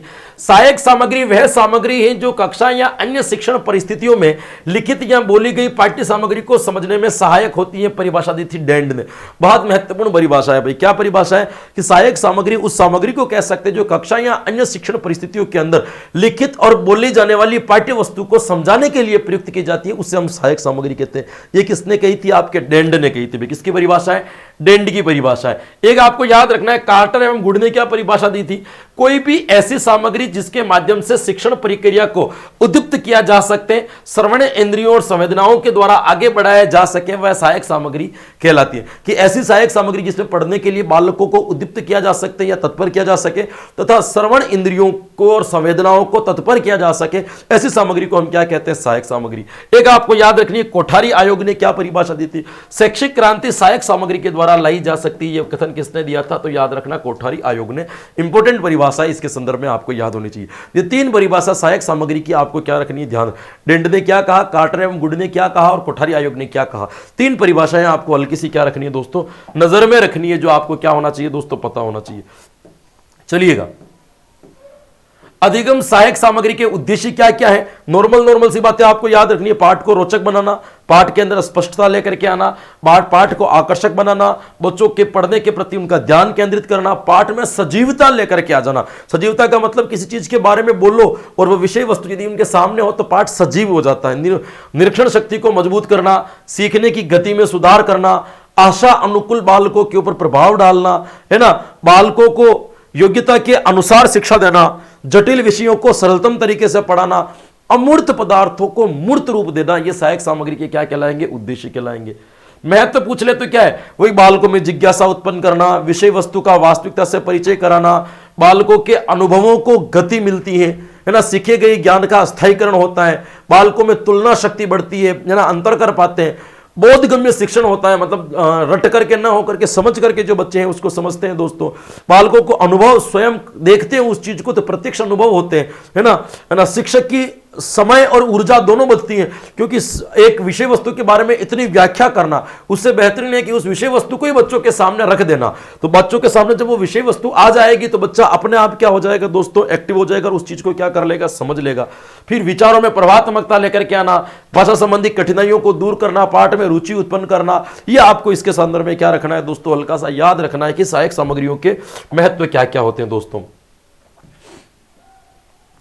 सहायक सामग्री का प्रयोग करते समय में किन किन बातों का ध्यान रखना चाहिए भाई? अधिगम सहायक सामग्री ऐसी होनी चाहिए जो उद्देश्य की पूर्ति करे। बिल्कुल, आप कौन सा पाठ्यक्रम पढ़ा रहे हो उस पाठ्यक्रम के अकॉर्डिंग जुड़ी हुई सहायक सामग्री होनी चाहिए। हर कुछ सहायक सामग्री आप नहीं ले जा सकते। शिक्षण सहायक सामग्री, अधिगम सहायक सामग्री का आकार कैसा होना चाहिए? तो आकार होना चाहिए कक्षा के अकॉर्डिंग। जैसी कक्षा बहुत छोटी है, सहायक सामग्री बहुत बड़ी है, तब भी गलत। कक्षा बहुत बड़ी है, सहायक सामग्री इतनी है, तब भी बहुत गलत। ये आपको इनमें हल्का सा क्या रखना है दोस्तों, ध्यान रखना है। सहायक सामग्री बालकों के स्तर के अनुकूल होनी चाहिए। सहायक सामग्री रोचक होनी चाहिए, आकर्षक होनी चाहिए, प्रभावशाली होनी चाहिए, अल्प लागत वाली होनी चाहिए, जिसमें पैसे आपको क्या करना पड़े, कम खर्च करना पड़े, ऐसी सहायक सामग्री होनी चाहिए। सहायक सामग्री का निर्माण करते समय अनुपयोगी सामग्री का प्रयोग आपको अधिक करना चाहिए। सहायक सामग्री सृजनात्मक होनी चाहिए। सहायक सामग्री विषय वस्तु को स्पष्ट करने वाली होनी चाहिए। सहायक सामग्री बहुउद्देशीय होनी चाहिए। बहुउद्देशीय का मतलब ऐसा नहीं है कि सहायक सामग्री को केवल इस पाठ को पढ़ा करके आप भूल जाओ। सहायक सामग्री ऐसी होनी चाहिए जो बच्चों के अंदर 10 प्रकार के ज्ञान की अतिरिक्त वृद्धि कर सके। यह भी आपको ध्यान रखना है दोस्तों। फिर आपको ध्यान रखना है सहायक सामग्री की स्थिति क्या होनी चाहिए दोस्तों, अच्छी होनी चाहिए। और प्रयोग करते ही सहायक सामग्री को बालकों के सामने से हटा देना चाहिए, क्योंकि अगर नहीं हटाओगे तो बालकों का ध्यान केवल सहायक सामग्री के ऊपर रहेगा, आपकी मूल जो विषय वस्तु है उसके ऊपर कभी भी नहीं जा सकता। आपको यह याद रखना है दोस्तों। बात करते हैं सहायक सामग्री के प्रकार। सहायक सामग्री के प्रकार अलग अलग तरीके से होते हैं दोस्तों, इंद्रियों के आधार पर, प्रक्षेपण के आधार पर, है ना, अलग अलग तरीके से जो है सहायक सामग्रियों के प्रकार बताए गए। लेकिन आपको सबसे पहले मूल जो याद रखना है वो किसके आधार पर याद रखना है दोस्तों? मेन जो याद रखना है वो याद रखना है आपको इंद्रियों के आधार पर। यदि आपको पूछ ले इंद्रियों के आधार पर, तो इंद्रियों के आधार पर 3 प्रकार के होते हैं, दृश्य, श्रव्य और दृश्य श्रव्य सामग्री। 3 प्रकार की सामग्री होती है। दृश्य सामग्री जिसमें केवल देखते हैं, श्रव्य सामग्री जिसमें हम सुनते हैं, दृश्य श्रव्य सामग्री जिसमें हम देखते भी हैं और जिसमें हम क्या करते हैं, सुनते भी हैं। आपको क्या करना है दोस्तों, ध्यान रखना है। बात करते हैं सबसे पहले दृश्य सामग्री कौन कौन सी है। तो सबसे पहले सरलतम दृश्य सामग्री आती है जिसका नाम है दोस्तों श्यामपट्ट या व्हाइट बोर्ड, ब्लैक बोर्ड। सबसे सरलतम सामग्री है जो हर विद्यालय में उपलब्ध रहती है। ऐसी सहायक सामग्री जो प्रत्येक विद्यालय में उपलब्ध हो उसका नाम है श्यामपट्ट दोस्तों, ध्यान रखना है। श्यामपट्ट का सबसे पहले प्रयोग किसने किया था दोस्तों? तो यह भी आपको याद रखना है, विलियम जेम्स। श्यामपट्ट का सबसे प्रयोग किसने किया था? William James. यह आपको ध्यान है कि यह अभिन्न अंग और शिक्षक का मित्र जो है, किसे कहते हैं अपन? श्यामपट्ट को। श्यामपट्ट पर कार्य करते समय शिक्षक को कहां खड़ा रहना चाहिए? बाएं रहना चाहिए। श्यामपट्ट पर कार्य कैसे करेगा? बाएं से दाईं ओर करेगा। श्यामपट्ट को साफ कैसे किया जाता है? ऊपर से नीचे की तरफ। यह श्यामपट्ट के बारे में कुछ जानकारी आपको क्या होनी चाहिए? पता होनी चाहिए। आइए अन्य और अपन जो है दृश्य सामग्री को पढ़ते हैं भाई। चलिएगा, फिल्म स्ट्रिक्ट, इसको अपन फिल्म पट्टिकाएं कहते हैं दोस्तों, जो एक कैमरा रोल की तरह होती है। पुराने कैमरे में जो लगती थी पट्टिकाएं, जिसके ऊपर कुछ चित्र बने हुए होते हैं, है ना। उस चित्रों को जब एक पदार्थ आता है जिसका नाम है सेल्यूलोज एसीटेट, मैंने नाम लिख रखा है, सेल्यूलोज एसीटेट नामक पट्टी के ऊपर, है ना, उस पदार्थ के ऊपर जो चित्र बने हुए होते हैं उसको सेल्यूलोज पट्टी के माध्यम से उस चित्रों को वास्तविक रूप में जो अपन देख सकते हैं। छोटे थे तब आपने वो कैमरा चलाया हो जिसमें कुछ चित्र बने होते हैं रील के ऊपर, है ना। जब रील निकालोगे तो हर कुछ चित्र दिखते हैं, लेकिन उस कैमरे में देखते तो आपको बड़े बड़े चित्र दिखते हैं, है ना। वो जो है वो क्या है? आपकी फिल्म स्ट्रिप, है ना। ध्यान रखना, इसकी जो फिल्म स्ट्रिप की जो लंबाई होती है वो अलग अलग होती है, लेकिन चौड़ाई सबकी सेम होती है। और चौड़ाई होती है इसकी 35 mm पॉजिटिव फिल्म। भाई कितनी होती है? 35 mm पॉजिटिव फिल्म। चित्र आप सब लोग जानते हो दृश्य सामग्री में आता है, मुझे इसको समझाने की जरूरत नहीं है दोस्तों। मॉडल जो है दोस्तों, मॉडल जो है वो मॉडल या प्रतिरूप जो है, आप जानते हो किसी भी चीज का हूबहू वैसा का वैसा या आकृतिक रूप में देना मॉडल कहलाता है दोस्तों। मॉडल 2 प्रकार के होते हैं, एक तो गतिशील और एक कौन से होते हैं? आपके अस्थिर। या आपको क्या रखना है दोस्तों? ध्यान रखना है, अस्थिर या अस्थिर। अस्थिर मतलब जो जहां रहे, अस्थिर मतलब जो गतिशील हो, दोनों हो सकते हैं दोस्तों। डिस्प्ले का मतलब क्या होता है? जिस सामग्री को आप सामने बोर्ड के सामने या किसी चित्र के ऊपर या बच्चों के समक्ष जो टांगते हो, जो डिस्प्ले करते हो, सभी सामग्री को अपन डिस्प्ले सामग्री कहते हैं। फोटोग्राफी भी आप जानते हो दोस्तों। ट्रांसपेरेंसी भी एक प्रकार की क्या होती है? सहायक सामग्री होती है। ट्रांसपेरेंसी क्या होती है? एक प्रकार की पट्टी होती है जिसका प्रयोग ओवरहेड प्रोजेक्टर के अंदर किया जाता है। ओवरहेड प्रोजेक्टर के अंदर ट्रांसपेरेंसी लगाई जाती है जिसके माध्यम से आप किसी चित्र को क्या कर सकते हो? देख सकते हो। ये ट्रांसपेरेंसी जो होती है प्लास्टिक की स्लाइड होती है जिसका एक बार से दूसरी बार में प्रयोग नहीं किया जा सकता। तो ये ट्रांसपेरेंसी भी कौन सी सामग्री कहलाएगी? आपके दृश्य सामग्री कहलाएगी। वास्तविक पदार्थ या प्रत्यक्ष सामग्री की बात करें दोस्तों, वास्तविक सामग्री मतलब रियल ऑब्जेक्ट की बात करें। किसकी बात करें अपन? रियल ऑब्जेक्ट की बात करें दोस्तों। तो ये दोस्तों प्रथम महत्व वास्तविक पदार्थ का होता है, ध्यान रखना। ये आपको पूछ लिया जाए कि सबसे पहले किस सामग्री को प्रयुक्त किया जाना चाहिए, तो सबसे पहले वास्तविक सामग्री को प्रयोग किया जाना चाहिए, क्योंकि वास्तविक सामग्री का महत्व सबसे ज्यादा होता है। सबसे अधिक महत्व किसका होता है? तो वास्तविक पदार्थ का होता है। आपको ध्यान रखना, वास्तविक पदार्थ 2 होते हैं, एक होते हैं आपके रियालिया और एक का क्या नाम है दोस्तों? आपके डियोरेमा। ये आपको ध्यान रखना। रियालिया या रेलिया क्या होता है दोस्तों? तो ध्यान रखना, जो वास्तविक पदार्थ वास्तविक रूप में होते हैं उसे तो अपन कहते हैं रियालिया, और जो कुछ क्रियाकलापों की आकृति होती है उसको हम क्या कहते हैं, डायरेमा। जैसे मैं आपको कहता हूं कि मटकी, औजार आदि जो आते हैं वो किस में आएंगे, आपके रियालियो में। तो डायरेमा के अंदर क्या आएंगे दोस्तों, तो कृषि करने के कुछ यंत्र हैं, है ना, कृषि जैसे हल हो गए, बेल हो गए, उनकी आप कुछ लकड़ी की आकृति वगैरह बना करके लेकर के आगे, वो क्या कहलाएंगे, आपके डायरेमा कहलाते हैं। रियालिया और डायरेमा दोनों का निर्माण किसी विशेष जाति या संस्कृति के लोगों के द्वारा किया जाता है। ये भी आपको इसके संदर्भ में क्या रखना है दोस्तों, याद रखना है। फिर होता है एक बुलेटिन बोर्ड जो विद्यालय के बाहर लगता है दोस्तों, एक लकड़ी के गत्ते के ऊपर जो है दोस्तों इसको बनाया जाता है दोस्तों। ये आपको क्या रखना है, ध्यान रखना है, जिसके ऊपर एक वेलवेट के रेड कलर के कपड़े का प्रयोग किया जाता है, जो विद्यालय संबंधी सूचनाएं लगाने में क्या आता है दोस्तों, काम आता है। ये आपको ध्यान रखना है। फ्लैनल बोर्ड, या इसको अपन किस नाम से जानते हैं दोस्तों, फ्लैनल बोर्ड के ऊपर भी जानते हैं इसको। ये इसका प्रयोग कक्षा कक्ष के अंतर्गत किया जाता है, यानी कि कक्षा में जो चित्र लगाने के लिए जो कक्षा के अंदर प्रयोग किया जाता है उससे हम कौन सा कहते हैं, फ्लैनल बोर्ड। ये लकड़ी के खुरदरे गत्ते पर बना होता है और इस पर खादी के हरे रंग का कपड़ा लगाया जाता है। ये आपको इसके बारे में क्या रखना है दोस्तों, याद रखना है। फिर आता है आपके म्यूजियम, या जिसको अपन क्या कहेंगे, संग्रहालय। एक सामग्री आती है दोस्तों जिसका नाम है आपके सेक्सटेंट दोस्तों। इसका प्रयोग किया जाता है आपके भूगोल विषयों के अंदर। दो बिंदुओं पर बने कोण का पर्याप्त यथार्थ नापने में जो है इसका काम लिया जाता है दोस्तों। इसका आविष्कार किसने किया था, यदि आपको याद रखना हो दोस्तों, हेडले और टॉमस गॉडफ्रे के द्वारा जो है इसका निर्माण किया गया था, और जो है इसका प्रयोग किया जाता है वो भूगोल विषय के अंतर्गत किया जाता है। फिर आते हैं आपके प्रोजेक्टर दोस्तों। क्या आते हैं दोस्तों, आपके प्रोजेक्टर। प्रोजेक्टर के अंदर आपको याद रखना है दोस्तों, जो छोटी चीज को बड़ी करके दिखाए वो प्रोजेक्टर। सबसे पहला प्रोजेक्टर आता है दोस्तों आपके डायस्कोप, जिसको मैजिक लैंडर या जादू की लालटेन भी कहा जाता है दोस्तों। ये एक प्रकार का पारदर्शी प्रोजेक्टर है दोस्तों, जिसके अंदर कांच की स्लाइड का प्रयोग होता था, और प्रयोग होने के बाद कांच की स्लाइड को फेंका नहीं जाता था, बल्कि उस कांच की स्लाइड को एक पदार्थ से धोया जाता था, और उस धोने वाले पदार्थ का जो नाम था, जिस पदार्थ से उसको धोया जाता था, उसका नाम था जिलेटिन। भाई क्या नाम था आपके, जिलेटिन। जिलेटिन नामक पदार्थ से जो है उस कांच की स्लाइड को धो करके वापस उसका प्रयोग किया जा सकता था। एक आता है आपके एपिस्कोप, जिसको चित्र विस्तारक यंत्र भी कहा जाता है। यह अपारदर्शी प्रोजेक्टर था, छोटी वस्तुओं को बड़ी रूप में देखने के लिए इसका क्या किया जाता था दोस्तों, प्रयोग किया जाता था। एक आता है आपके एपिडाइस्कोप, जिसके अंदर एपिस्कोप और डायस्कोप दोनों का क्या है दोस्तों, आपका एक मिश्रण माना जाता है ना। और एक आता है OHP, जिसको अपन ओवरहेड प्रोजेक्टर के नाम से भी जानते हैं, जिसके अंदर ट्रांसपेरेंसी का प्रयोग किया जाता है, आपको याद रखना है। फिर एक आता है आपके LCD प्रोजेक्टर, लाइट है ना, क्रिस्टल डिस्प्ले इसको कहा जाता है। फिर उसके बाद में अपन दृश्य सामग्री की बात करते हैं दोस्तों। एक आपके दृश्य सामग्री और आती है यहाँ पे, DLB प्रोजेक्टर है ना, प्रोजेक्टर डिजिटल लाइट प्रोसेसिंग। ये DLG भी एक प्रकार का क्या है दोस्तों, आपके प्रोजेक्टर माना जाता है दोस्तों। ये दोनों आधुनिक प्रोजेक्टर, LCD और DLP दोनों क्या है दोस्तों, आपके आधुनिक प्रोजेक्टर है। आपको क्या रखना है दोस्तों, याद रखना है। फिर इलेक्ट्रॉनिक मेल, ईमेल जो है वो भी कौन सी सामग्री में आएगा, दृश्य मेल में, जिसमें एक बार में एक व्यक्ति को अपन क्या कर सकते हैं, भेज सकते हैं। सर्च इंजन जितने भी होते हैं आपके गूगल, याहू वगैरह, वो भी किसके अंतर्गत आते हैं, आपके दृश्य सामग्री में। वेबसाइट www.worldwideweb जो होती है वो भी किसमें आएगी, आपके इसी के अंदर आएगी। तीन चीजें और हैं आपके सामने, टेलनेट, पुशनेट और यूजनेट। इनके नाम याद रखना है दोस्तों। ये आपको ध्यान रखना है कि टेलनेट जब एक कंप्यूटर को दूसरे कंप्यूटर से जोड़ने का काम करता है। पुशनेट क्या है दोस्तों, तो आपको ध्यान रखना है, पुशनेट के माध्यम से जो इलेक्ट्रॉनिक बुलेटिन बोर्ड होते हैं, बहुत सारे इलेक्ट्रॉनिक बुलेटिन बोर्ड पर एक साथ सूचना देने के लिए इसका प्रयोग किया जाता है। यूजनेट क्या है, ये ईमेल का विस्तारित रूप है। ईमेल में अपन एक बार में एक व्यक्ति को मेल कर सकते हैं। यूजनेट में एक बार में अपन कई लोगों को संदेश एक साथ प्रेषित कर सकते हैं। ये तीनों यूजनेट, पुशनेट, टेलनेट भी कौन सी सामग्री में आएगी, आपके दृश्य सामग्री के अंतर्गत आएगी। इसके बाद में आपको चैट रूम जो आप जानते हो, कंप्यूटर भी आप जानते हो, यह आपकी होगी दृश्य सामग्री। अब बात करते हैं दोस्तों आपके श्रव्य सामग्री कौन कौन सी होती है। श्रव्य सामग्री को पूरी डिटेल्स मुझे पढ़ाने का इतना टाइम नहीं मैं पढ़ाऊं, मैं तो आपको केवल टच करवा रहा हूं टॉपिक को कि किस किस के अंदर क्या क्या चीज होती है, ताकि आपको ये पता हो जाए। लास्ट टाइम में ऐसे ही कराया जाता है, बाकी 1-1.5 घंटे में इतना कुछ पढ़ा दिया जाए, कंप्लीट हो ना हो ये जरूरी नहीं।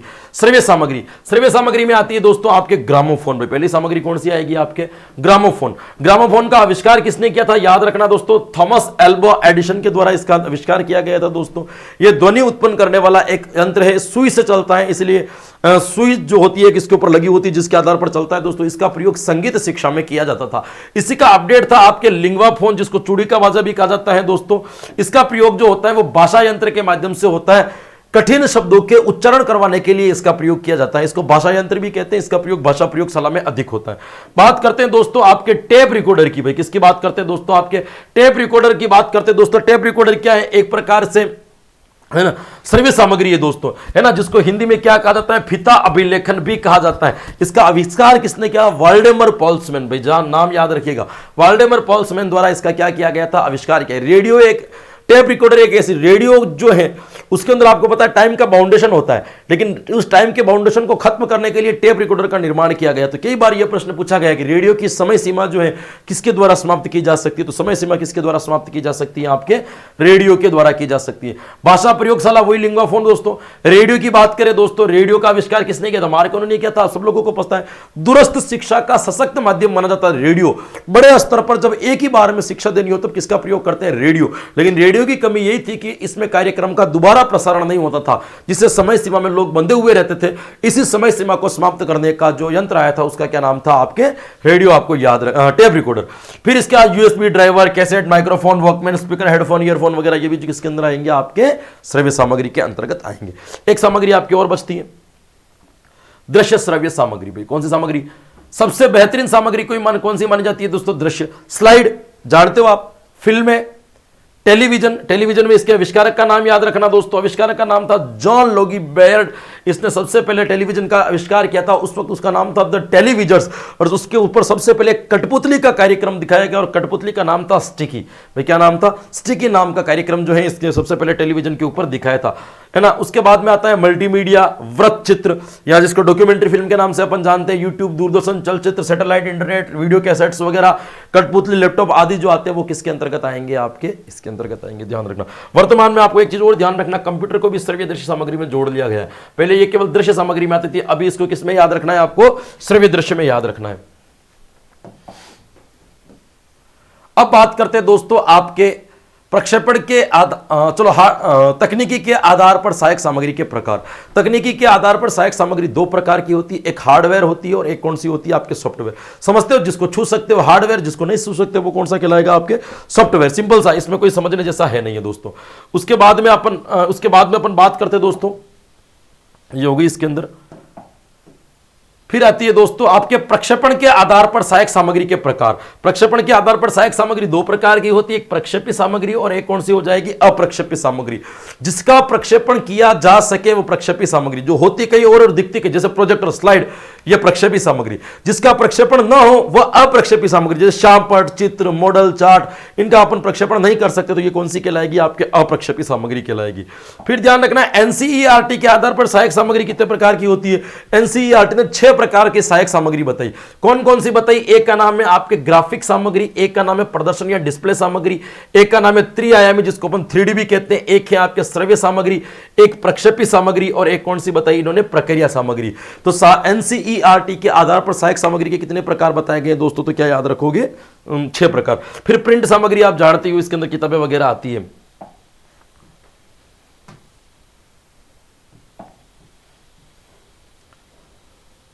एक सिद्धांत, ये तो मैंने आपको पहले ही बता रखा है दोस्तों, एडगर डेल ने आपके सहायक सामग्री का प्रयोग कैसे किया जा सकता है उसके ऊपर एक सिद्धांत का निर्माण किया था।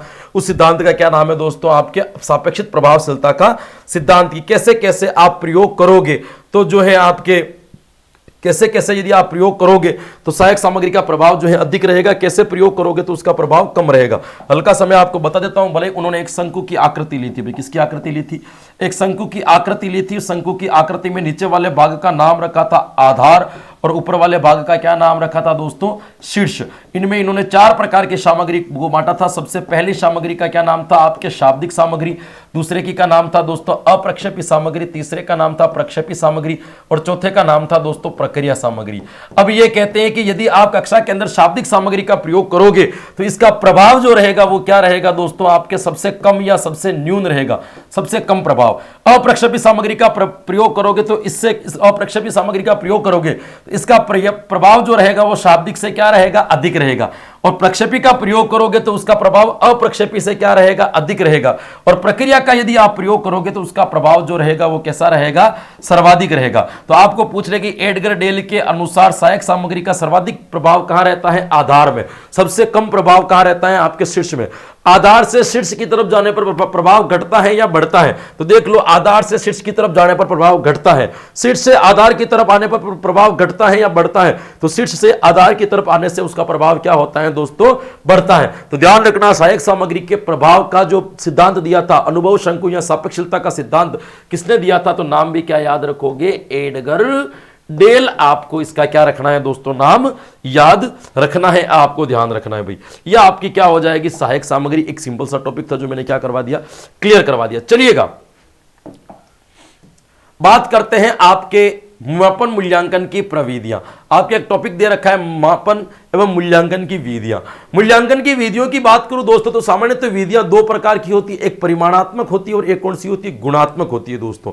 तो सबसे पहले देखो मात्रात्मक या मात्रात्मक तीन होती है, मौखिक, लिखित और प्रायोगिक। इसको मैं अपन अंत में पढ़ाऊंगा, अभी इस टॉपिक के अंत में। और गुणात्मक विधियों को अपन थोड़ा सा पहले पढ़ लेते हैं दोस्तों। गुणात्मक विधियां आती है, गुणात्मक विधियों में पहली विधि आती है दोस्तों जिसका क्या नाम है, आपके चेकलिस्ट या जांच सूची में कई बार आपको पढ़ा दिया हूं। बालकों के गुण या दोषों को जानने के लिए जिस विधि का प्रयोग किया जाता है उससे हम क्या कहते हैं दोस्तों, जांच सूची कहते हैं। इसके बाद में आपकी एक विधि आती है दोस्तों रेटिंग स्केल, या इसको निर्धारण मापनी कहा जाता है कि बालक के अंदर गुण किस स्तर का है उसको मापने के लिए किसका प्रयोग किया जाता है, इसका प्रत्यक्ष उदाहरण, इसका ग्रेड देना। क्रम निर्धारण मापनी या इसको वर्ग क्रम भी कहा जाता है जिसमें 5 से 7 ऑप्शन के आधार पर बालकों की रुचि जानी जाती है कि आपको इस विषय में कितनी रुचि, कम है, बहुत अधिक है, सामान्य है बिल्कुल नहीं है। ऐसे 5 से 7 उसको क्या दिए जाते हैं, विकल्प दिए जाते हैं दोस्तों। कर्म निर्धारण मापनी कितने प्रकार की होती है, प्रश्न पूछा गया था, 3 प्रकार की होती है, संख्यात्मक, वर्णनात्मक और रेखांकित। जिसमें केवल संख्या होती है, एक में केवल वर्ण होते हैं और एक में रेखाएं होती है। तो संख्यात्मक, वर्णनात्मक और कौन सी हो जाएगी आपके रेखांकित, 3 प्रकार की आपके कर्म निर्धारण मापनी को क्या किया गया है, वर्गीकृत किया गया है। इसके बाद में आपको याद रखना है दोस्तों और कौन कौन सी जो है, एक आता है आपके संचित या संचित अभिलेख जिसमें बालक की समस्त सूचनाओं को सुरक्षित कहा जाता है। विद्यालय का एक इंपॉर्टेंट रिकॉर्ड जो है इसको कहा जाता है एनेक्डोटल रिकॉर्ड, या इसको आकस्मिक निरीक्षण अभिलेख कहा जाता है जिसमें बालक का अचानक से निरीक्षण करके उसकी गतिविधि का रिकॉर्ड जिसमें रखा जाता है, वो किस में रखा जाता है, आपके एनेक्डोटल रिकॉर्ड में रखा जाता है। इंटरव्यू साक्षात्कार की बात करें तो बालक एक मनोवैज्ञानिक विधि है जिसमें बालक के बारे में जाना जाता है दोस्तों। साक्षात्कार के प्रकार की बात करें, साक्षात्कार सामान्यतः 2 प्रकार का होता है, संरचित और एक कौन सा हो जाता है आपके असंरचित। संरचित के अंदर क्या होता है कि पहले से सब कुछ निर्धारित होता है, असंरचित में पहले से कुछ भी निर्धारित नहीं होता है। तो जो पहले से निर्धारित साक्षात्कार होता है उसको अपन संरचित कहते हैं, जो पूर्व निर्धारित नहीं होता है उससे हम क्या कहते हैं, असंरचित साक्षात्कार कहा जाता है। इसके अलावा भी और साक्षात्कार बहुत सारे होते हैं, सेवा संबंधित साक्षात्कार, सर्वेक्षण साक्षात्कार, है ना, उसके आधार पर आपके, है ना, जितने भी निदानात्मक साक्षात्कार वगैरह बहुत सारे होते हैं। फिर आती है दोस्तों आपके निरीक्षण विधि, वही निरीक्षण या अवलोकन विधि जिसमें आप बालकों का अवलोकन करते हो दोस्तों, है ना। निरीक्षण विधि सामान्यतः 2 प्रकार की होती है, एक आंतरिक निरीक्षण और एक कौन सा हो जाएगा, बाह्य निरीक्षण। एक आती है आपके घटनावृत्त, विद्यालय में घटित होने वाली प्रत्येक प्रक्रिया को हम घटना कहते हैं। उस घटना का विवरण लिखा जाता है कि ये मतलब जैसे आपने 15 अगस्त मनाई तो ये 15 अगस्त आपको कैसा लगा, ये जो आप लिखोगे ये क्या कहलाएगा, घटना। व्यक्ति इतिहास या केस स्टडी की विधि की बात करें दोस्तों, टाइडमैन की विधि की बात करें तो पिछड़े या असामान्य बालकों की समस्त गतिविधियों का वर्तमान से लेकर के भूतकाल तक सभी गतिविधियों को वैज्ञानिक तरीके से जान करके समस्या का समाधान किया जाता है दोस्तों। फिर अपन बात करते हैं दोस्तों प्रेक्षण की बात करें, स्वाभाविक दशा में घटित होने वाले लाक्षणिक व्यवहार को जानने के लिए इस विधि का क्या किया जाता है, प्रयोग किया जाता है। आत्म प्रतिवेदन, बालक अपने ही बारे में जो है दोस्तों जानकारी देता है दोस्तों, ध्यान रखना है। पोर्टफोलियो के अंदर एक निश्चित समय में बालक ने क्या क्या जाना है, शुरुआती कुछ चीज का शुरुआत करने के लिए जो पहले निर्धारण किया जाता है वो पोर्टफोलियो कहलाता है दोस्तों, है ना। अभिवृत्ति मापनी, यानी अभिवृत्ति का मतलब बालकों का दृष्टिकोण मापने के लिए। अभिवृत्ति 2 प्रकार की होती है, सकारात्मक भी हो सकती है और कौन सी हो जाती है, नकारात्मक भी। जैसे ऐसे निबंध होते थे ना, यदि आप देश के प्रधानमंत्री होते तो क्या करते हैं, ये अभिवृत्ति मापनी है। समाजमिति विधि वही मोरेनो ने की थी, एक समूह में से किसी एक बच्चे का चुनाव करना हो तो हमें किस विधि का प्रयोग करना चाहिए, समाजमिति का प्रयोग करना चाहिए। अवलोकन का मतलब क्या होता है दोस्तों, आंखों के द्वारा विचारपूर्वक किया गया अध्ययन क्या कहलाता है, आपके अवलोकन कहलाता है, जो कि पीवी युंग महोदय ने इसकी परिभाषा दी थी। सामान्य अवलोकन 2 प्रकार का होता है, सहभागी और असहभागी। सहभागी में शिक्षक बालकों के साथ क्रिया करते हुए अवलोकन करता है, असहभागी में केवल बालकों की क्रियाओं को देखते हुए अवलोकन करता है। पीवी युंग ने इसके प्रकार थोड़े 3 बताए, नियंत्रित, अनियंत्रित और कौन से हो जाएंगे आपके सहभागी। ये आपको याद रखना है दोस्तों। इसके बाद में आकस्मिक निरीक्षण अभिलेख हो गया आपके। प्रश्नावली प्रविधि की बात करें दोस्तों, प्रश्नावली प्रविधि के अंतर्गत क्या होता है, जिसमें प्रश्नों के माध्यम से बालकों को विचारों को जाना जाता है दोस्तों। दूरस्थ शिक्षण का एक सशक्त माध्यम जो है दोस्तों प्रश्नावली विधि को माना जाता है, जिसका निर्माण सुकरात की प्रश्नोत्तर प्रणाली से हुआ है दोस्तों। ये भी आपको ध्यान रखना है। पहली प्रश्नावली जो बनाई थी वो किसने बनाई थी, आपके वुडवर्थ ने इसका निर्माण किया था। और मनोविज्ञान में जो सबसे पहले प्रश्नावली का प्रयोग किया था वो गाल्टन ने किया था। ये भी आपको याद रखना है दोस्तों। बात की जाए दोस्तों तो सामान्य तौर पर प्रश्नावली है 4 प्रकार की होती है, खुली प्रश्नावली, बंद प्रश्नावली, चित्रित प्रश्नावली और बंद प्रश्नावली। खुली प्रश्नावली में ऐसे प्रश्न होते हैं जिसमें बालक अपने विचारों को खुलकर के अभिव्यक्त कर सके। बंद प्रश्नावली में अपने विचारों को खुलकर अभिव्यक्त नहीं कर सकता है, केवल वो विचारों के उत्तर को पहचानना होता है कि जो उत्तर लिखा है उसका सही उत्तर क्या है, पहचाना है। चित्रमयी के अंदर चित्रों के आधार पर होते हैं। मिश्रित में ऊपर लिखित तीनों प्रकार के प्रश्नों का क्या होता है दोस्तों, समावेश होता है। ये आपको क्या रखना है दोस्तों, ध्यान रखना है। फिर आती है आपके अब ये मुझे मात्रात्मक विद्या पढ़ानी है आपको, वो मैं भी परीक्षा प्रश्नों के प्रकार पढ़ाऊंगा, उसमें पढ़ाऊंगा दोस्तों। औपचारिक और अनौपचारिक विधियां कौन कौन सी होती है दोस्तों, आपको ध्यान रखना है। बात करते हैं सबसे पहले औपचारिक विधि की। औपचारिक विधि वह विधि कहलाती है जिसमें पलकों नहीं बालकों का मूल्यांकन औपचारिक रूप से मूल्यांकन लिया जाता है तथा निश्चित ग्रेडिंग दी जाती है, वो औपचारिक विधि होती है। जिसमें बालक सामने जैसे साह सूची, प्रश्नावली, अभ्यास कार्य, प्रोजेक्ट, साक्षात्कार, जिसमें बालक समक्ष होता है, ये औपचारिक विधियां होगी। अनौपचारिक विधियों के अंदर क्या होता है, जिसमें मूल्यांकन ही अनौपचारिक रूप में ग्रेडिंग वगैरह कुछ नहीं दी जाती है, नंबर वगैरह कुछ भी नहीं, केवल कुशलता का पता लगाया जाता है, अवलोकन, विचार विमर्श, टिप्पणी, घटनावृत्त, आसुरचित उपकरण, जिसमें कोई ग्रेडिंग व्रेडिंग नहीं मिलेगी, अंक वंक कुछ नहीं मिलेंगे, ये अनौपचारिक मूल्यांकन कहलाता है। तो 2 प्रकार के मूल्यांकन और होते हैं, औपचारिक मूल्यांकन और अनौपचारिक मूल्यांकन। भाई अब आते हैं आपके गुणात्मक विद्या भी पढ़ लेते हैं, जो मात्रात्मक विद्या जो मैंने 3 बताई थी आपको, मौखिक, लिखित और प्रायोगिक। इसको अपन परीक्षा एवं प्रश्नों के प्रकार के नाम से भी जानते हैं। सबसे पहले बात करते हैं दोस्तों मौखिक परीक्षा। मौखिक परीक्षा का मतलब क्या होगा, ऐसी परीक्षा जिसमें पेपर पेंसिल का प्रयोग ही नहीं होता, वो परीक्षा कौन सी कहलाएगी, आपके मौखिक परीक्षा। सिंपल सी, जिसमें पेपर पेंसिल का प्रयोग ही नहीं हो, मौखिक परीक्षा कहलाएगी दोस्तों। बात करते हैं मौखिक परीक्षा के गुण कौन कौन से होते हैं। मैं स्पीड से चलना पड़ रहा है क्योंकि मुझे धीरे धीरे नहीं पढ़ाना है, मुझे केवल आपको बताना है, रिवीजन है ये, डिटेल्स नहीं दे रहा हूं मैं आपको कि 5 उदाहरण देकर के आपको मैं पूरा समझाऊं कि इसमें क्या होता है और क्या नहीं होता है। देखिएगा, मौखिक परीक्षा के गुण की बात करें दोस्तों तो इसमें तीनों पक्षों का मूल्यांकन होता है। इसमें ज्ञानात्मक पक्ष भी आता है, इसमें आपके भावात्मक पक्ष भी आता है, इसमें आपके क्रियात्मक पक्ष भी आता है। ये आपको क्या, लिखित परीक्षा के अंदर जो आपके बंद अंत खुले अंत वाले प्रश्न होते हैं, निबंधात्मक वाले प्रश्न, उसमें और इसमें दोनों में तीनों पक्षों का क्या होता है दोस्तों, विकास होता है, आपको ध्यान रखना। इसमें बालक की पसंद नापसंद रुचि आदि का भी क्या होता है दोस्तों, मौखिक परीक्षा से हम ज्ञान कर सकते हैं। सही बात है, बिल्कुल। इसमें प्रश्नों की गोपनीयता आसानी से रखी जा सकती है क्योंकि शिक्षक को अपने मन से पूछने तो गोपनीयता रह जाएगी, नॉर्मल सी बात है। छात्रों को मौखिक के लिए कोई विशेष प्रकार की तैयारी नहीं करनी पड़ती। बच्चों को कोई तैयारी नहीं करनी है कि मुझे पेन लेकर के जाना है, पेंसिल लेकर के जाना है, 3 घंटे मिलेंगे, कोई एडवांस तैयारी इनको नहीं करनी पड़ती, ये भी आप जान लो। मौखिक परीक्षा द्वारा छात्रों के व्यक्तित्व संबंधी गुणों का मापन भी किया जा सकता है, बिल्कुल सही है। लेकिन मौखिक परीक्षा के 2 सबसे इंपॉर्टेंट है दोस्तों, आपको ये डिसएडवांटेज बहुत ज्यादा महत्वपूर्ण है। सबसे पहले, इस परीक्षा में लेखन क्षमता का विकास नहीं होता है। तो सिंपल सी बात है, जब केवल आप पूछ रहे हो तो बालक कुछ लिख नहीं रहा है, जब लिख नहीं रहा है तो लेखन क्षमता का विकास कैसे होगा। फिर आती है दोस्तों मौखिक परीक्षा में भाषा शुद्धि नहीं हो पाती, बिल्कुल सही है। संपूर्ण पाठ्यक्रम मौखिक परीक्षा से नहीं लिया जा सकता, बिल्कुल व्यापकता इसके अंदर नहीं आ सकती। मौखिक परीक्षा में लचीलापन बहुत ज्यादा होता है, बिल्कुल सही है दोस्तों। इस परीक्षा में यदि शिक्षक का प्रश्न पूछने का ढंग उचित नहीं हुआ तो बालक भय और डर की भावना से घबरा जाता है। शिक्षक यदि सही उत्तर नहीं पूछता है या डरा करके प्रश्न पूछता है तो कोई जैसे ऐसे टीचर जो पीटने वाले होते हैं उनसे बच्चे सामान्यतः डरेंगे, और जैसे शिक्षक ने प्रश्न पूछा और बच्चा भय से और डर से इतना घबरा जाएगा कि वो उसका उत्तर नहीं दे पाएगा। दोस्तों, बालकों को विचार रखने के लिए समय जो मिलता है वो बहुत कम मिलता है। 5 से 7 मिनट में आपको मौखिक परीक्षाएं खत्म करनी होती है। इसमें शिक्षक को अपने पूर्वाग्रह तथा पक्षपात दिखाने का पर्याप्त मौका मिल जाता है। शिक्षक ने यदि किसी बच्चे के प्रति यह धारणा बना रखी कि मुझे इसको फेल करना है तो जानबूझ करके उसको कठिन प्रश्न पूछ लेगा, पक्षपात कर सकता है, अच्छे बच्चे को कम प्रश्न पूछेगा, कमजोर बच्चों को ज्यादा प्रश्न, इसको पूरा मौका इसके अंदर मिल जाता है। आपको ये ध्यान रखना भाई।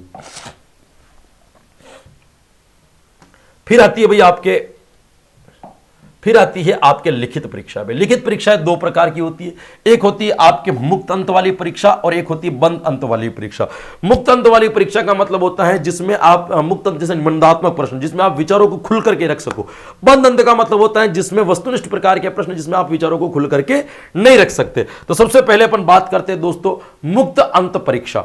मुक्त अंत परीक्षा यानी कि निबंधात्मक प्रश्न, ये 3 प्रकार के, इसमें 3 प्रकार के प्रश्न होते हैं। एक अति लघुतरात्मक, एक लघुतरात्मक और एक कौन से होते हैं आपके निबंधात्मक प्रश्न। अति लघुतरात्मक 15 से 20 या 25 शब्द के होते हैं, 35 से 80 शब्द के लघुतरात्मक होंगे और 100 शब्दों से प्रारंभ जो है वो आपके निबंधात्मक प्रश्न कहलाते हैं। यानी कि निबंधात्मक प्रश्नों के गुण की बात करूं या मुक्त अंत परीक्षा के गुण की बात करूं तो क्या क्या इसके एडवांटेज होंगे, तो याद रखना है आपको। एक तो लेखन क्षमता का विकास होता है, बिल्कुल सही है। भाषा शुद्धि होती है, अभिव्यक्ति की स्वतंत्रता होती है, बच्चा जो चाहे वो लिख सकता है। भाषा शैली का जो है विकास होता है, तीनों पक्षों का विकास होता है। इसमें भी केवल वस्तुनिष्ठ प्रश्न जो होते हैं उसमें ज्ञानात्मक पक्ष का विकास होता है, बाकी सभी प्रश्नों में तीनों पक्षों का विकास होता है। इसमें सरलता का गुण पाया जाता है, बिल्कुल सही है दोस्तों। व्यापकता का गुण पाया जाता है, इसमें वर्णनात्मक एवं विवेचनात्मक दोनों ढंग से प्रश्न पूछे जा सकते हैं, बिल्कुल सही है। बालक का मूल चिंतन एवं रचनात्मक चिंतन की वृद्धि होती है और भाषा की क्षमता का मूल्यांकन भी किया जा सकता है। ये आपके मुक्त अंत परीक्षा के क्या कहलाएंगे, गुण कहलाएंगे। दोष की बात भी कर लेते हैं हल्की फुल्की। दोष क्या क्या होंगे दोस्तों? एक दोस्त है दोस्तों की मुक्त अंत परीक्षा के दोष क्या होंगे? पहला दोष, पक्षपात की संभावना रहती है, बिल्कुल है ना, कर सकते। उसके बाद में यह परीक्षा रटने पर बल देती है, समझने पर कम, और लिखित परीक्षा हमेशा रटने पर बल देती है, समझने पर बल देती है। आपकी वस्तुनिष्ठ परीक्षा, उत्तर का अनुमान नहीं लगाया जा सकता। ऑब्जेक्टिव में तो आप लगा सकते हो, तुक्का भी, इसमें क्या तुक्का लगाओगे दोस्तों? वस्तुनिष्ठता का गुण नहीं पाया जाता, विश्वसनीयता भी नहीं पाई जाती, वैधता भी नहीं पाई जाती दोस्तों। यह परीक्षा का अवैज्ञानिक मूल्यांकन कहलाता है, मतलब वैज्ञानिक तरीका नहीं है मूल्यांकन ढंग करने का दोस्तों। फिर आपको ध्यान रखना है दोस्तों, बालकों की मनोदशा का प्रभाव पड़ता है। समय की कमी के कारण अध्यापक सभी प्रश्नों के उत्तर पूर्ण रूप से पढ़ नहीं पाते, अपने अनुमान से क्या देते हैं दोस्तों, यहाँ पे नंबर दे देते हैं, तो स्पष्ट मूल्यांकन यहाँ पर नहीं हो पाता है दोस्तों। फिर आपको इसके बारे में ध्यान रखना है, समय और श्रम भी इसमें क्या होता है, अधिक लगता है दोस्तों। अनुमान लगाकर पढ़ने की प्रवृत्ति को बढ़ावा मिलता है और ज्ञान का विस्तार नहीं हो पाता। इसी का उल्टा अपन बात करें दोस्तों, बंद अंत वाले प्रश्न, है ना, बंद अंत वाले प्रश्न में कौन कौन से प्रश्न आएंगे आपके?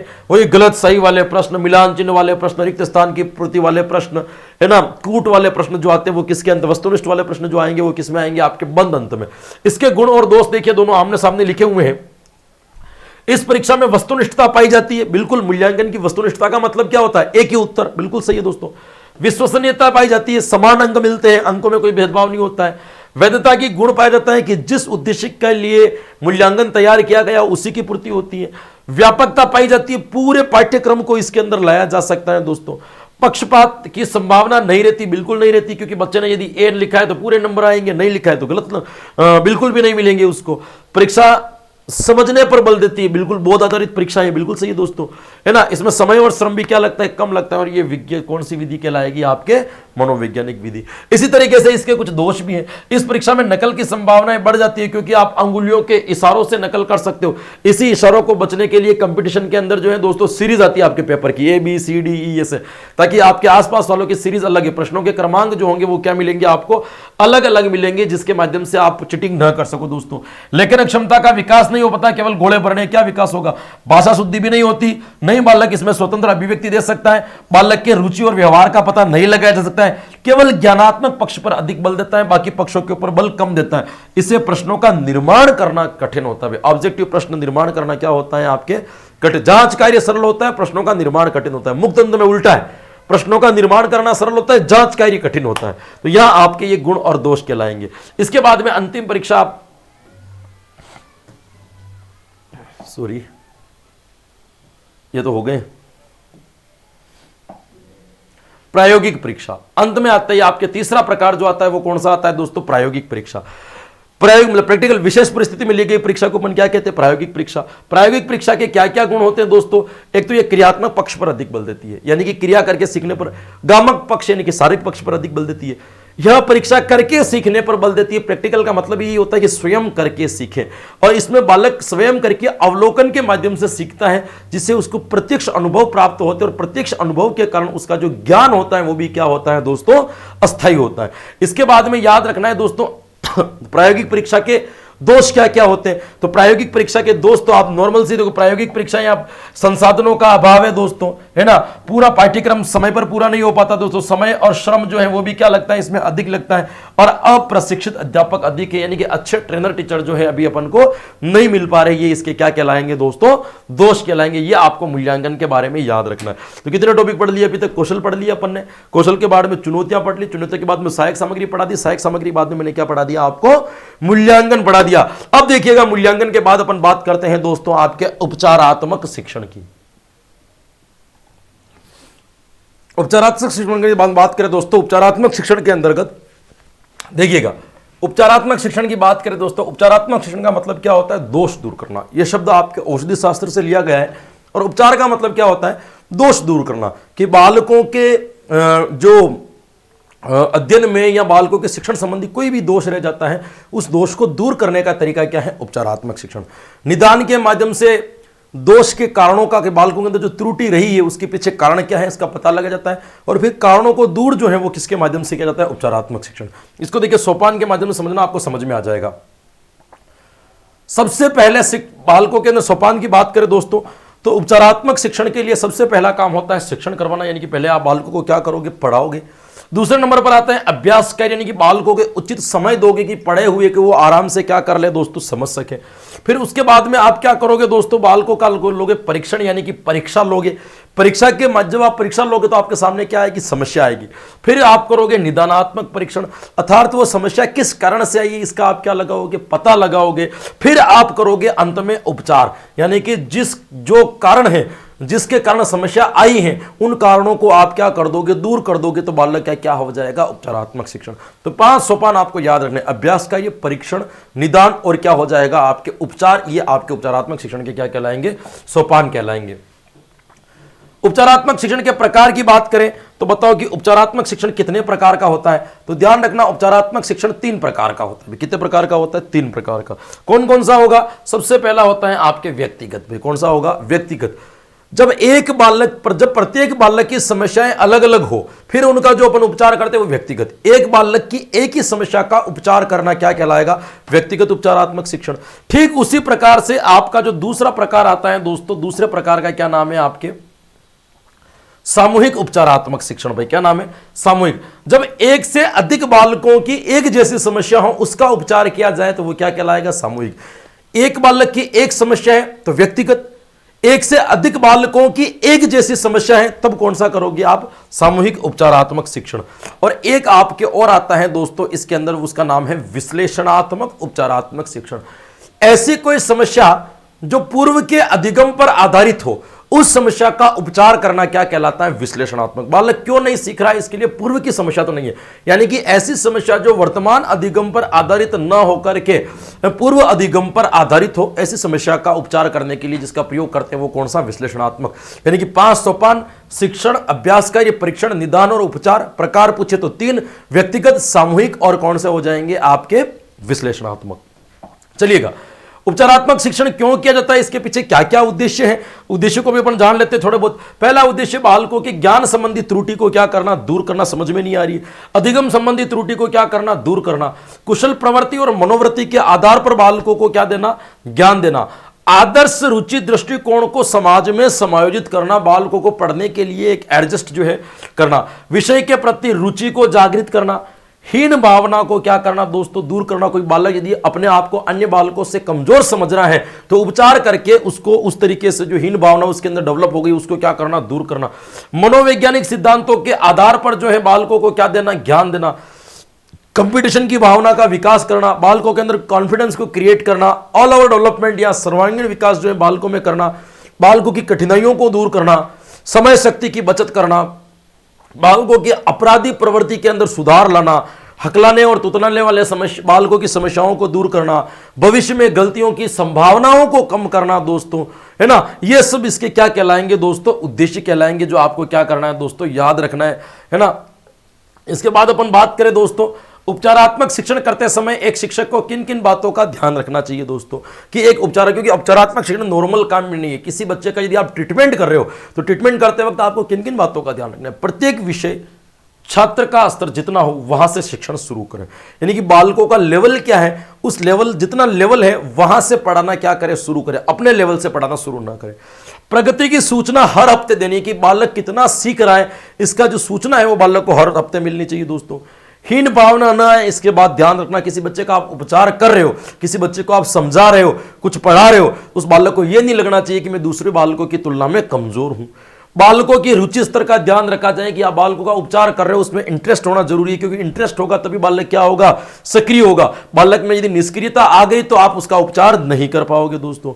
अध्यापक निदान में अनुभवी होना चाहिए, कि पहले समस्या के कारणों का सही पता लगाना आना चाहिए, फिर कारणों को दूर करना। इसीलिए बिना निदान के कभी भी उपचार नहीं हो सकता। सतत मूल्यांकन होना चाहिए, निरंतर ऑब्जर्वेशन होना चाहिए, बिल्कुल सही है। समय समय पर बालक को क्या मिलना चाहिए दोस्तों, प्रोत्साहन मिलना चाहिए। ये आपके उपचारात्मक शिक्षण के बारे में आपको क्या रखना है दोस्तों, ध्यान रखना है। ठीक है दोस्तों, ये उपचारात्मक और निदानात्मक शिक्षण जो मैंने आपको संक्षिप्त में बता दिया।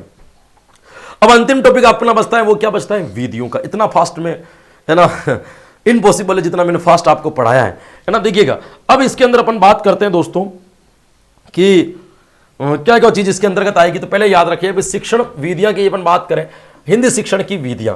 सबसे पहली विधि की बात कर रहा हूं दोस्तों मैं आपके सामने, पाठशाला विधि। भाई कौन सी विधि की बात कर रहा हूं दोस्तों? पाठशाला विधि। ध्यान रखना, यह संस्कृत शिक्षण की प्राचीन विधि मानी जाती है। इसमें जो आपके धर्म, अर्थ, काम और मोक्ष थे, वो मेन उद्देश्य थे, उसी के आधार पर क्या दी जाती थी दोस्तों? शिक्षा दी जाती थी। और 12 वर्ष तक बालक वन में रहकर अपने गुरु के पास में क्या करते थे दोस्तों? अध्ययन करते थे। आपको क्या करना है इसके बारे में ये याद रखना है ना। सबके गुण दोष आपको याद रखने की जरूरत नहीं है, नॉर्मल विधि है ना, अमनोवैज्ञानिक विधि के अंतर्गत आती है। फिर आती है दोस्तों आपके मौखिक विधि। ये भी एक प्रकार की आपकी कौन सी विधि में आएगी दोस्तों? परंपरागत विधि के अंदर मानी जाती है। इसके अंदर मौखिक अभिव्यक्ति या उच्चारण कौशल को दृढ़, बोलने की कला में दक्ष किया जाता है ना। स्मृति शक्ति, धारण शक्ति की, अभिव्यक्ति शक्ति का विकास करना, यानी कि याद करने की शक्ति और बोलने की शक्ति का क्या किया जाता है? आपके विकास किया जाता है। ठीक इसी प्रकार की एक विधि और आती है दोस्तों, पारायण विधि। भाई कौन सी आती है दोस्तों? पारायण विधि। ये रटने पर बल देती है। वेद मंत्रों के बिना अर्थ जाने सस्वर बालक याद कर लेते हैं, है ना। ये विधि कौन सी कहलाती है? आपके पारायण विधि, जो कंठस्थीकरण के ऊपर बल देती है दोस्तों। ये भी आपको ध्यान रखना है। एक आदि है दोस्तों वाद विवाद विधि। वाद विवाद का मतलब क्या होता है? बिना तैयारी के किसी भी विषय के ऊपर कुछ बोलना क्या कहलाता है? आपका वाद विवाद कहलाता है। वाद विवाद में क्या होता है? प्राप्त ज्ञान जो होता है वो स्मृति में संचित रहता है और प्रबल भाव प्रकाशन की शक्ति विकास होती है कि किस जगह पर कैसा बोलना चाहिए। यह कला जो है वाद विवाद से हमारे अंदर आ जाती है। एक होती है सूत्र विधि। सूत्रों के माध्यम से शिक्षा देना। पहले सब कुछ लिखा हुआ होता है, उस सूत्र के अकॉर्डिंग ही बालकों को क्या करना, पढ़ाना। जटिल विषयों को समझाने के लिए यह विधि सबसे ज्यादा उपयोगी मानी जाती है। यह भी कंठस्थीकरण पर बल देती है, यानी कि रटने पर, क्योंकि सूत्र आपको क्या करने पड़ते हैं? याद करना पड़ता है दोस्तों। यह आपको ध्यान रखना है। एक विधि आती है आपके कथा कथन विधि। भाई क्या नाम है? विषय को रुचिकर और सरल बनाने के लिए इस विधि का प्रयोग किया जाता है, जिसमें आप क्या करते हैं? अन्य किसी कथाओं का सहारा लेते हैं। भाषण विधि, पढ़ते समय कठिन विषयों के ऊपर भाषण दिया जाता है। कोई शब्द आ गया, वो नहीं समझ में आ रहा है, तो उसको भाषण दे देकर के उस चीज को क्या किया जाता है? आपके समझाया जाता है। ये हिंदी की विधि है। फिर बात करते हैं दोस्तों व्याख्या विधि। ये व्याख्यान विधि के भेद आपको याद नहीं रखने, मैंने आपको बता दिया। व्याख्यान विधि, व्याख्यान विधि का मतलब वही पढ़ करके, गद्य शिक्षण की सबसे बेहतरीन विधि मानी जाती है व्याख्यान विधि, जिसके ऊपर आप दे सकते हो बच्चों को व्याख्यान देकर के पढ़ाना। व्याकरण विधि, भाषा के लिए व्याकरण। व्याकरण विधि का मतलब पहले व्याकरण सिखा करके फिर बालकों को भाषा सिखाना। ये याद रखना। यहाँ पे भाषा संसर्ग विधि, ये एक ऐसी विधि है जिसमें बालकों को व्याकरण तो सिखाई जाती है, लेकिन अलग से नहीं सिखाई जाती है। पाठ्य पुस्तक के साथ साथ में अच्छे लेखकों की किताबें दी जाती है। बालक अच्छी लेखकों की किताबें पढ़ पढ़ करके अपने शब्द भंडार में वृद्धि कर लेता है और शब्दों को स्पष्ट बोलना सीख जाता है। ये विधि जो आती है वो कौन सी हो जाएगी? आपके भाषा संसर्ग विधि। ठीक उसी प्रकार से देखिएगा व्याकरण अनुवाद विधि, या इसको अपन किस नाम से जानते हैं दोस्तों? भंडारकर, क्योंकि इसके जो जनक है उसका नाम क्या है? डॉक्टर रामकृष्ण गोपाल भंडारकर। इसमें क्या किया जाता है? आपको व्याकरण से अर्थ ज्ञान कराकर मातृभाषा में समझाया जाता है। मातृभाषा का मतलब हिंदी में। कोई भी चीज आप जैसे संस्कृत पढ़ाएंगे तो संस्कृत व्याकरण को हिंदी में पढ़ाई जाती है। इससे क्या होता है कि बालक व्याकरण तो सीख जाता है, लेकिन भाषा पर अधिकार। जैसे अपन को बोले ए फॉर एप्पल, एप्पल मीन सेब, ये जो तरीका है ये कौन सा? व्याकरण अनुवाद विधि है। तो इससे क्या हो गया कि अपन A for apple, apple mean सेब पढ़ना तो सीख जाएंगे, लेकिन अंग्रेजी बोलना और पढ़ना अपन नहीं सीख पाएंगे। तो भाषा के ऊपर अधिकार नहीं हो सकता। चलो भाई, फिर एक विधि आती है दोस्तों मनोवैज्ञानिक विधि, है ना। मनोवैज्ञानिक विधि, गुडवार स्केटस का चला गया, नंबर नहीं दिया गया। मनोवैज्ञानिक विधि के जनक कौन माने जाते हैं दोस्तों? गुडवार स्केटस, आपको याद रखना है दोस्तों। पाठ्यपुस्तक विधि, वेस्ट महोदय इसको जनक माना जाता है दोस्तों। पाठ्यपुस्तक विधि के अंतर्गत क्या होता है दोस्तों कि पाठ्यपुस्तक विधि की यदि बात कर दी जाए दोस्तों, तो इसमें क्या होता है कि बालक खुद भी पढ़ सकता है ना, उसको किताबें मिल जाती है। एक कब क्या पढ़ाना है, एक क्रमबद्ध तरीका इसके अंदर आ जाता है दोस्तों, है ना। नियमितता जिसको अपन कह सकते हैं वो आ जाती है दोस्तों। शब्द भंडार में बालकों के अंदर वृद्धि हो जाती है, मनोवैज्ञानिक विधि है। लेकिन इसके दोष भी है कि केवल बालकों के अंदर जो ज्ञान होता है वो पाठ्यपुस्तक केंद्रित हो जाता है ना। व्याकरण का क्रमबद्ध ज्ञान जो है बालकों को नहीं हो पाता है और बालक जो है अपने विचारों का विस्तार जो है इसके माध्यम से नहीं कर सकते। प्रत्यक्ष विधि या निर्बाध विधि, या इसको डायरेक्ट मेथड भी कहा जाता है, या इसको मातृ विधि भी कहा जाता है। कौन सी विधि कहा जाता है आपको? मातृ विधि। भाई कौन सी विधि? मातृ नहीं, मातृ विधि भी कहा जाता है। यह प्रत्यक्ष अर्थबोध कराया जाता है। जैसे आ से अनार, आ से आम, है ना, सीधा का सीधा उसी भाषा में, दूसरी भाषा का कोई सहारा नहीं लिया जाता है। फ्रांस में अंग्रेजी भाषा सिखाने के लिए इसका सर्वाधिक प्रयोग किया गया था, इसीलिए बिना मातृभाषा से सीधी भाषा सिखाई जाती है। जैसे ए for apple, Apple means Apple, ये जो विधि ये कौन सी है? आपके प्रत्यक्ष विधि। इसमें किसी का सहारा ही नहीं लेता, स्वतंत्र रूप से विचार जो है दोस्तों यहाँ पे प्रकट करते हैं। इससे शिक्षण रोचक बनता है और भाषा पर अधिकार भी होता है दोस्तों, ध्यान रखना। शिक्षण की गति जो चलती है वो मंद चलती है। दोष की बात करें इसके, तो शिक्षण की गति मंद चलेगी, समय भी क्या लगेगा इसके अंदर, अधिक लगेगा। प्राथमिक स्तर और प्रतिभाशाली बालकों के लिए ठीक है, उपयोगी है, लेकिन जैसे अब कोई अपन को अगर मान लो अंग्रेजी ऐसे पढ़ा है, केवल अंग्रेजी में बोल रहा है, अंग्रेजी में समझ रहा है, अपन को समझ में नहीं आएगा। लेकिन प्राइमरी लेवल जब स्टार्टिंग लेवल होता है तब अगर ऐसा किया जाता है, हो सकता है बच्चा उस भाषा को क्या कर ले दोस्तों, पकड़ ले। ये आपको इसके संदर्भ में क्या रखना है, याद रखना है दोस्तों। चलिए अगला आगमन विधि की बात करते, तो आप सब लोगों को पता है आगमन विधि का जनक जो किसको माना जाता है दोस्तों, आपके अरस्तु को माना जाता है दोस्तों। इसमें पहले सूत्र दे दिया जाता है, पहले उदाहरण दिया जाता है, उदाहरण के माध्यम से सूत्रों को आपको क्या करना होता है, निर्माण करना होता है। बात करें सबसे पहला सोपान आता है उदाहरण प्रस्तुत करना, दूसरे नंबर पर निरीक्षण, तीसरे नंबर पर बालक नियम का निर्धारण करता है, फिर वो नियम सही है या नहीं इसका क्या कर लेता है, परीक्षण। ये चार आपके आगमन विधि के क्या कहलाएंगे दोस्तों, सोपान कहलाएंगे। इस विधि के यदि गुण की बात करें दोस्तों, तो यह विधि ज्ञात से अज्ञात की ओर चलती है ना, विषय से सामान्य की ओर चलती है, स्थूल से सूक्ष्म की ओर चलती है। जो मैं आपके आगमन विधि के पूरे वीडियो बना रखे हैं, वीडियो के जो हमारे प्लेलिस्ट में पड़े हुए, वहां जाकर के आप डिटेल से इन वीडियो को क्या कर सकते हो और पढ़ सकते हो दोस्तों। उदाहरण से नियम की ओर चलते हैं, और ये भी पुरानी विधि मानी जाती है विधि, मनोवैज्ञानिक विधि है। चारों सोपान जो आपके अभी पढ़े थे अपन ने, उदाहरण प्रस्तुत करना है ना, निरीक्षण करना, नियम निर्धारण करना और परीक्षण करना, इन चारों सोपानों के अंदर बालक क्या रहता है दोस्तों, एक्टिव रहता है, चिंतन शक्ति का विकास होता है, बालक अपने पूर्व ज्ञान को नवीन ज्ञान से जोड़ता है ना, ये आपको याद रखना है। दोष क्या क्या है, सभी जगहों पर इस विधि का प्रयोग नहीं किया जा सकता, ये छात्रों में धीमी गति से विकसित होती है। दूसरा, बालक इसमें धीरे धीरे नीरस हो जाते हैं दोस्तों, समय क्या लगता है इसमें, अधिक लगता है दोस्तों। इसको अपन अपूर्ण विधि कहते हैं, क्योंकि इसके अंत में जब तक इसके अंदर निगमन विधि का समावेश नहीं होगा तब तक ये विधि पूर्ण नहीं हो रही है। ये इनके क्या कहलाएगी दोस्तों, आपके बड़ी कक्षाओं के लिए कम उपयोगी है। निगमन विधि की बात करें दोस्तों, निगमन विधि का जनक किसको माना जाएगा, प्लेटो। सोपान की बात करें, पहला क्या है, नियम प्रस्तुत करना, फिर स्पष्टीकरण यानी नियम को समझाना, तीसरे नंबर प्रयोग प्रदर्शन यानी कि नियम के अंदर किसी उदाहरण को सेट करके उसका प्रयोग करना, फिर चौथे नंबर पर क्या आ जाएगा, आपका परीक्षण। चार सोपान उसमें भी होते हैं, चार सोपान क्या होते हैं आपके इसमें भी होते हैं। ये आपको क्या रखना है, ध्यान रखना है। ये आगमन से उल्टी चलेगी, ये नियम से उदाहरण चलेगी, अज्ञात से ज्ञात चलेगी, सामान्य से विशेष चलेगी और सूक्ष्म से क्या चलेगी, आपके स्थूल चलेगी। ये आपको याद रखना है। परंपरागत विधि है, छात्रों में तेज गति से विकसित हो जाती है, सभी स्तर के बालकों के लिए क्या मानी जाएगी, आपके अनुकूल मानी जाएगी। और ध्यान रखना, ये एक प्रकार की निरस्ता उत्पन्न करती है और बड़े स्तर के बालकों के लिए ये क्या मानी जाएगी, उपयोगी मानी जाएगी, आपको याद रखनी है। फिर आपकी एक विधि आती है दोस्तों, ह्यूरिस्टिक विधि, जिसको अपन अन्वेषण या खोज विधि भी कहते हैं। जनक का क्या नाम है दोस्तों, आर्मस्ट्रॉन्ग, जिसका पहला प्रयोग कहां किया गया था, रसायन विज्ञान में किया गया था दोस्तों, याद रखना है दोस्तों। इस विधि के बारे में याद रखना है। ह्यूरिस्टिक विधि में क्या है, खोज करो, खुद पता लगाओ बालक। इसमें बालक की प्रेक्षण या निरीक्षण क्षमता का क्या होता है, विकास होता है। तर्क चिंतन क्षमता का भी क्या होता है दोस्तों, इसके अंदर विकास होता है। ये माध्यमिक स्तर के लिए उपयोगी है, समय और दन जो है इसके अंदर क्या, छोटे स्तर पर ये उपयोगी है और बड़े स्तर पर कम उपयोगी है। और ध्यान रखना, समय भी कम लगता है, श्रम भी इसके अंदर क्या लगता है दोस्तों, कम लगता है। लेकिन इसका मेन कारण है कि विद्यालय में खोज के लिए उपकरण नहीं है, प्रयोगशाला नहीं है, पुस्तकालय नहीं है। बच्चा यदि खोज करना भी चाहेगा तो कैसे करेगा। एक विधि आती है योजना विधि, परियोजना विधि। परियोजना विधि है, इसको अपन कहते हैं प्रोजेक्ट मेथड। जनक का नाम है दोस्तों किलपैट्रिक, या साथ में था जॉन डीवी, है ना, उच्च स्तर के लिए उपयोगी है दोस्तों। सिद्धांत विधांत कुछ भी आपको याद नहीं रखने, सोपान इसके याद रखने। सबसे पहले परिस्थिति उत्पन्न करना, फिर योजना का चयन करना, फिर कार्यक्रम का निर्धारण करना, फिर कार्यक्रम का क्रियान्वयन करना और फिर क्या कर देना दोस्तों, मूल्यांकन करना। कभी कभी एक सोपान और पड़ा जाता है कि लेखा जोखा रखना, है ना, वो ज्यादा इंपॉर्टेंट नहीं है। गुण की बात करें दोस्तों, छात्रों में क्रियाशीलता, आत्मविश्वास और नेतृत्व की भावना का क्या करती है दोस्तों, विकास करती है, जो एक प्रकार की मनोवैज्ञानिक विधि है। इस विधि का आप हमेशा प्रयोग नहीं कर सकते, विशेष कौशलों की आवश्यकता होती है, हर कोई टीचर इसका प्रयोग नहीं कर सकता है ना, ध्यान रखना। प्रतिभाशाली बालकों के लिए अधिक उपयोगी, सामान्य बालकों के लिए क्या मानी जाएगी दोस्तों, आपके कम उपयोगी मानी जाएगी। भाषा शिक्षण की दो विधियां आती है दोस्तों, एक है आपके सामने खंडान्वय विधि और एक क्या है आपके सामने दंडान्वय विधि। यह प्रशिक्षण के लिए उपयोगी है। ध्यान रखना, बाल टीचर्स को प्रशिक्षण देने के लिए किस विधि का प्रयोग होता है, खंडान्वय, जिसमें खंड के माध्यम से अलग अलग भाग को बांट देते, फिर एक एक खंड को समझा करके फिर मिक्स कर दिया जाता है। यह मनोवैज्ञानिक विधि है, जिसमें पद्य को खंडों में बांट करके अध्ययन कराया जाता है।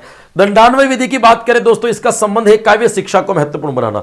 इसके अंदर क्या होता है दोस्तों, आपके पद्य का जो मूल भाग होता है, कर्ता, कर्म और क्रिया, उसको अपन अलग कर लेते हैं और उस पर आश्रित भाग को अलग कर लेते हैं। फिर आश्रित भाग को कर्ता, कर्म और क्रिया के माध्यम से समझा दिया जाता है। इसे हम कौन सी विधि कहेंगे, दंडान्वय विधि कहेंगे दोस्तों, ध्यान रखना, है ना। तो ये गद्य शिक्षण के लिए हो जाएगी, ये पद्य शिक्षण के लिए आप ऐसा भी मान सकते हो। समस्या समाधान विधि, सुकरात या सेंट थॉमस इसके क्या माने जाते हैं दोस्तों? जनक माने जाते हैं। वास्तविक जनक इनके कौन है? गेस्टाल्टवादी। इसको आधुनिक रूप जो दिया है वो किसने दिया दोस्तों? किलपैट्रिक या जॉन डिवी ने इसका आधुनिक रूप दिया दोस्तों, ध्यान रखना है।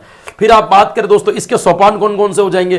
पहला सोपान है समस्या का चयन करना। पहले समस्या का चयन करो, फिर समस्या के कारणों का पता लगाओ, फिर समस्या को एकत्रित करना या क्या करना, समस्या के कारणों को एकत्रित करना या परिकल्पना का निर्माण कि किस माध्यम से इस समस्या का हम समाधान कर सकते हैं, ऐसे विचारों का क्या करना है। फिर एक उत्तम समाधान खोजना, फिर उसका व्यवहारिक प्रयोग करते हुए उस चीज का क्या कर लेना, मूल्यांकन कर लेना। क्या कहलाएगी आपके इसके क्या कहलाएंगे दोस्तों? सोपान कहलाएंगे, जो आपको क्या होना चाहिए दोस्तों? याद होना चाहिए। फिर अपन बात करते हैं दोस्तों दल शिक्षण। दल शिक्षण के अंदर क्या आता है आपके? उपागम भी है, भाषा शिक्षण का उपागम भी कहलाएगा। इसके अंदर क्या चीज आती है दोस्तों? तो इसके अंदर एक चीज आती है दोस्तों, वो आती है आपके बहुत सारे शिक्षक एक साथ मिलकर के किसी विषय वस्तु को पढ़ाते, तो वो क्या कहलाता है आपके? दल शिक्षण। जैसे बच्चों का ज्ञान भी बढ़ता है। इसका जो मेन गुण है वो क्या है? शिक्षक की संख्यात्मक और गुणात्मक पूर्ति आसानी से की जा सकती है। ध्यान रखना, दल शिक्षण के अंदर दल 3 प्रकार से बनता है। एक ही ध्यान रखना कौन से? एक ही विभाग के शिक्षकों का दल, एक ही संस्था के अलग अलग विभागों के शिक्षकों का दल, अलग अलग संस्था के एक ही विभागों का दल। यानी कि 2 चीज ध्यान रखना, यदि संस्था एक है तो विभाग एक चलेगा, यानी कि एक ही संस्था के विभिन्न विभागों के शिक्षकों का दल। संस्था एक है तो विभाग अलग अलग हो सकते हैं, लेकिन यदि संस्था अलग अलग है तो विभाग क्या होना चाहिए? आपको एक होना चाहिए। यह आपको क्या रखना है दोस्तों? याद रखना। दल शिक्षण की बात करें, दल शिक्षण में 3 सोपान आते हैं भाई। कौन कौन से? योजना बनाना, व्यवस्था करना और क्या आ जाएगा आपके? मूल्यांकन करना। आपको इसके संदर्भ में क्या रखना है दोस्तों? याद रखना है। मेन गुण आपको ये याद रखना है कि शिक्षकों की संख्यात्मक और गुणात्मक अभाव की पूर्ति की जा सकती है। ये इसके संदर्भ में आपको क्या होना चाहिए दोस्तों? याद रखना है। किसके बारे में दोस्तों? दल शिक्षण के बारे में। अब आती है आपके पर्यवेक्षण विधि, यानी इसमें क्या होता है कि निर्देश के माध्यम से शिक्षा, कि बालकों को शिक्षक निर्देश दे देता है, बालक उस निर्देश की पालना करते हुए क्या करते हैं दोस्तों? अध्ययन करते हैं। इसके सोपान की बात करें, सबसे पहला सोपान आएगा अध्ययन कार्य का निर्धारण करना। दूसरा आएगा अध्ययन के लिए शिक्षक क्या देगा? निर्देश देगा। फिर तीसरे नंबर पर शिक्षक उसका क्या करेगा? पर्यवेक्षण करेगा। और फिर शाम पर सारी यहाँ क्या करेगा? आवृत्ति कार्य, उसके ऊपर सार लिख देगा कि अपना पर्यवेक्षण कैसा रहा और कैसा नहीं रहा। इसमें बालकों में स्वाध्याय की आदत विकसित होती है। सभी शिक्षण के लिए इसको अपन क्या कह सकते हैं? उपयुक्त है दोस्तों, है ना। इसमें समस्या का समाधान भी छात्र स्वयं ढूंढते हैं, पूछ ले तो भी याद रखना। दोष, कुशाग्र बुद्धि वाले जल्दी समझ लेते हैं, स्वाभाविक व्यवहार की उपेक्षा की जाती है और मनोवैज्ञानिक अभिप्रेरणा का इसके अंदर क्या होता है दोस्तों? अभाव होता है। एक विधि आती है जिसका नाम है दोस्तों अनुकरण विधि। भाई क्या नाम है दोस्तों? अनुकरण। अनुकरण से सीखना। अनुकरण के सामान्य 3 प्रकार होते हैं। पहला होता है लेखन अनुकरण, है ना। उसके बाद में आता है आपके उच्चारण अनुकरण और तीसरा आता है आपके रचना अनुकरण। ये आपको याद रखना भाई। अनुकरण का माध्यम हूबहू वैसा का वैसा करना क्या कहलाएगा? अनुकरण कहलाएगा। कितने प्रकार होते हैं ये आपको रखना है? 3। प्रत्यक्ष विधि। प्रत्यक्ष विधि का सर्वप्रथम प्रयोग अंग्रेजी भाषा के लिए किया गया था।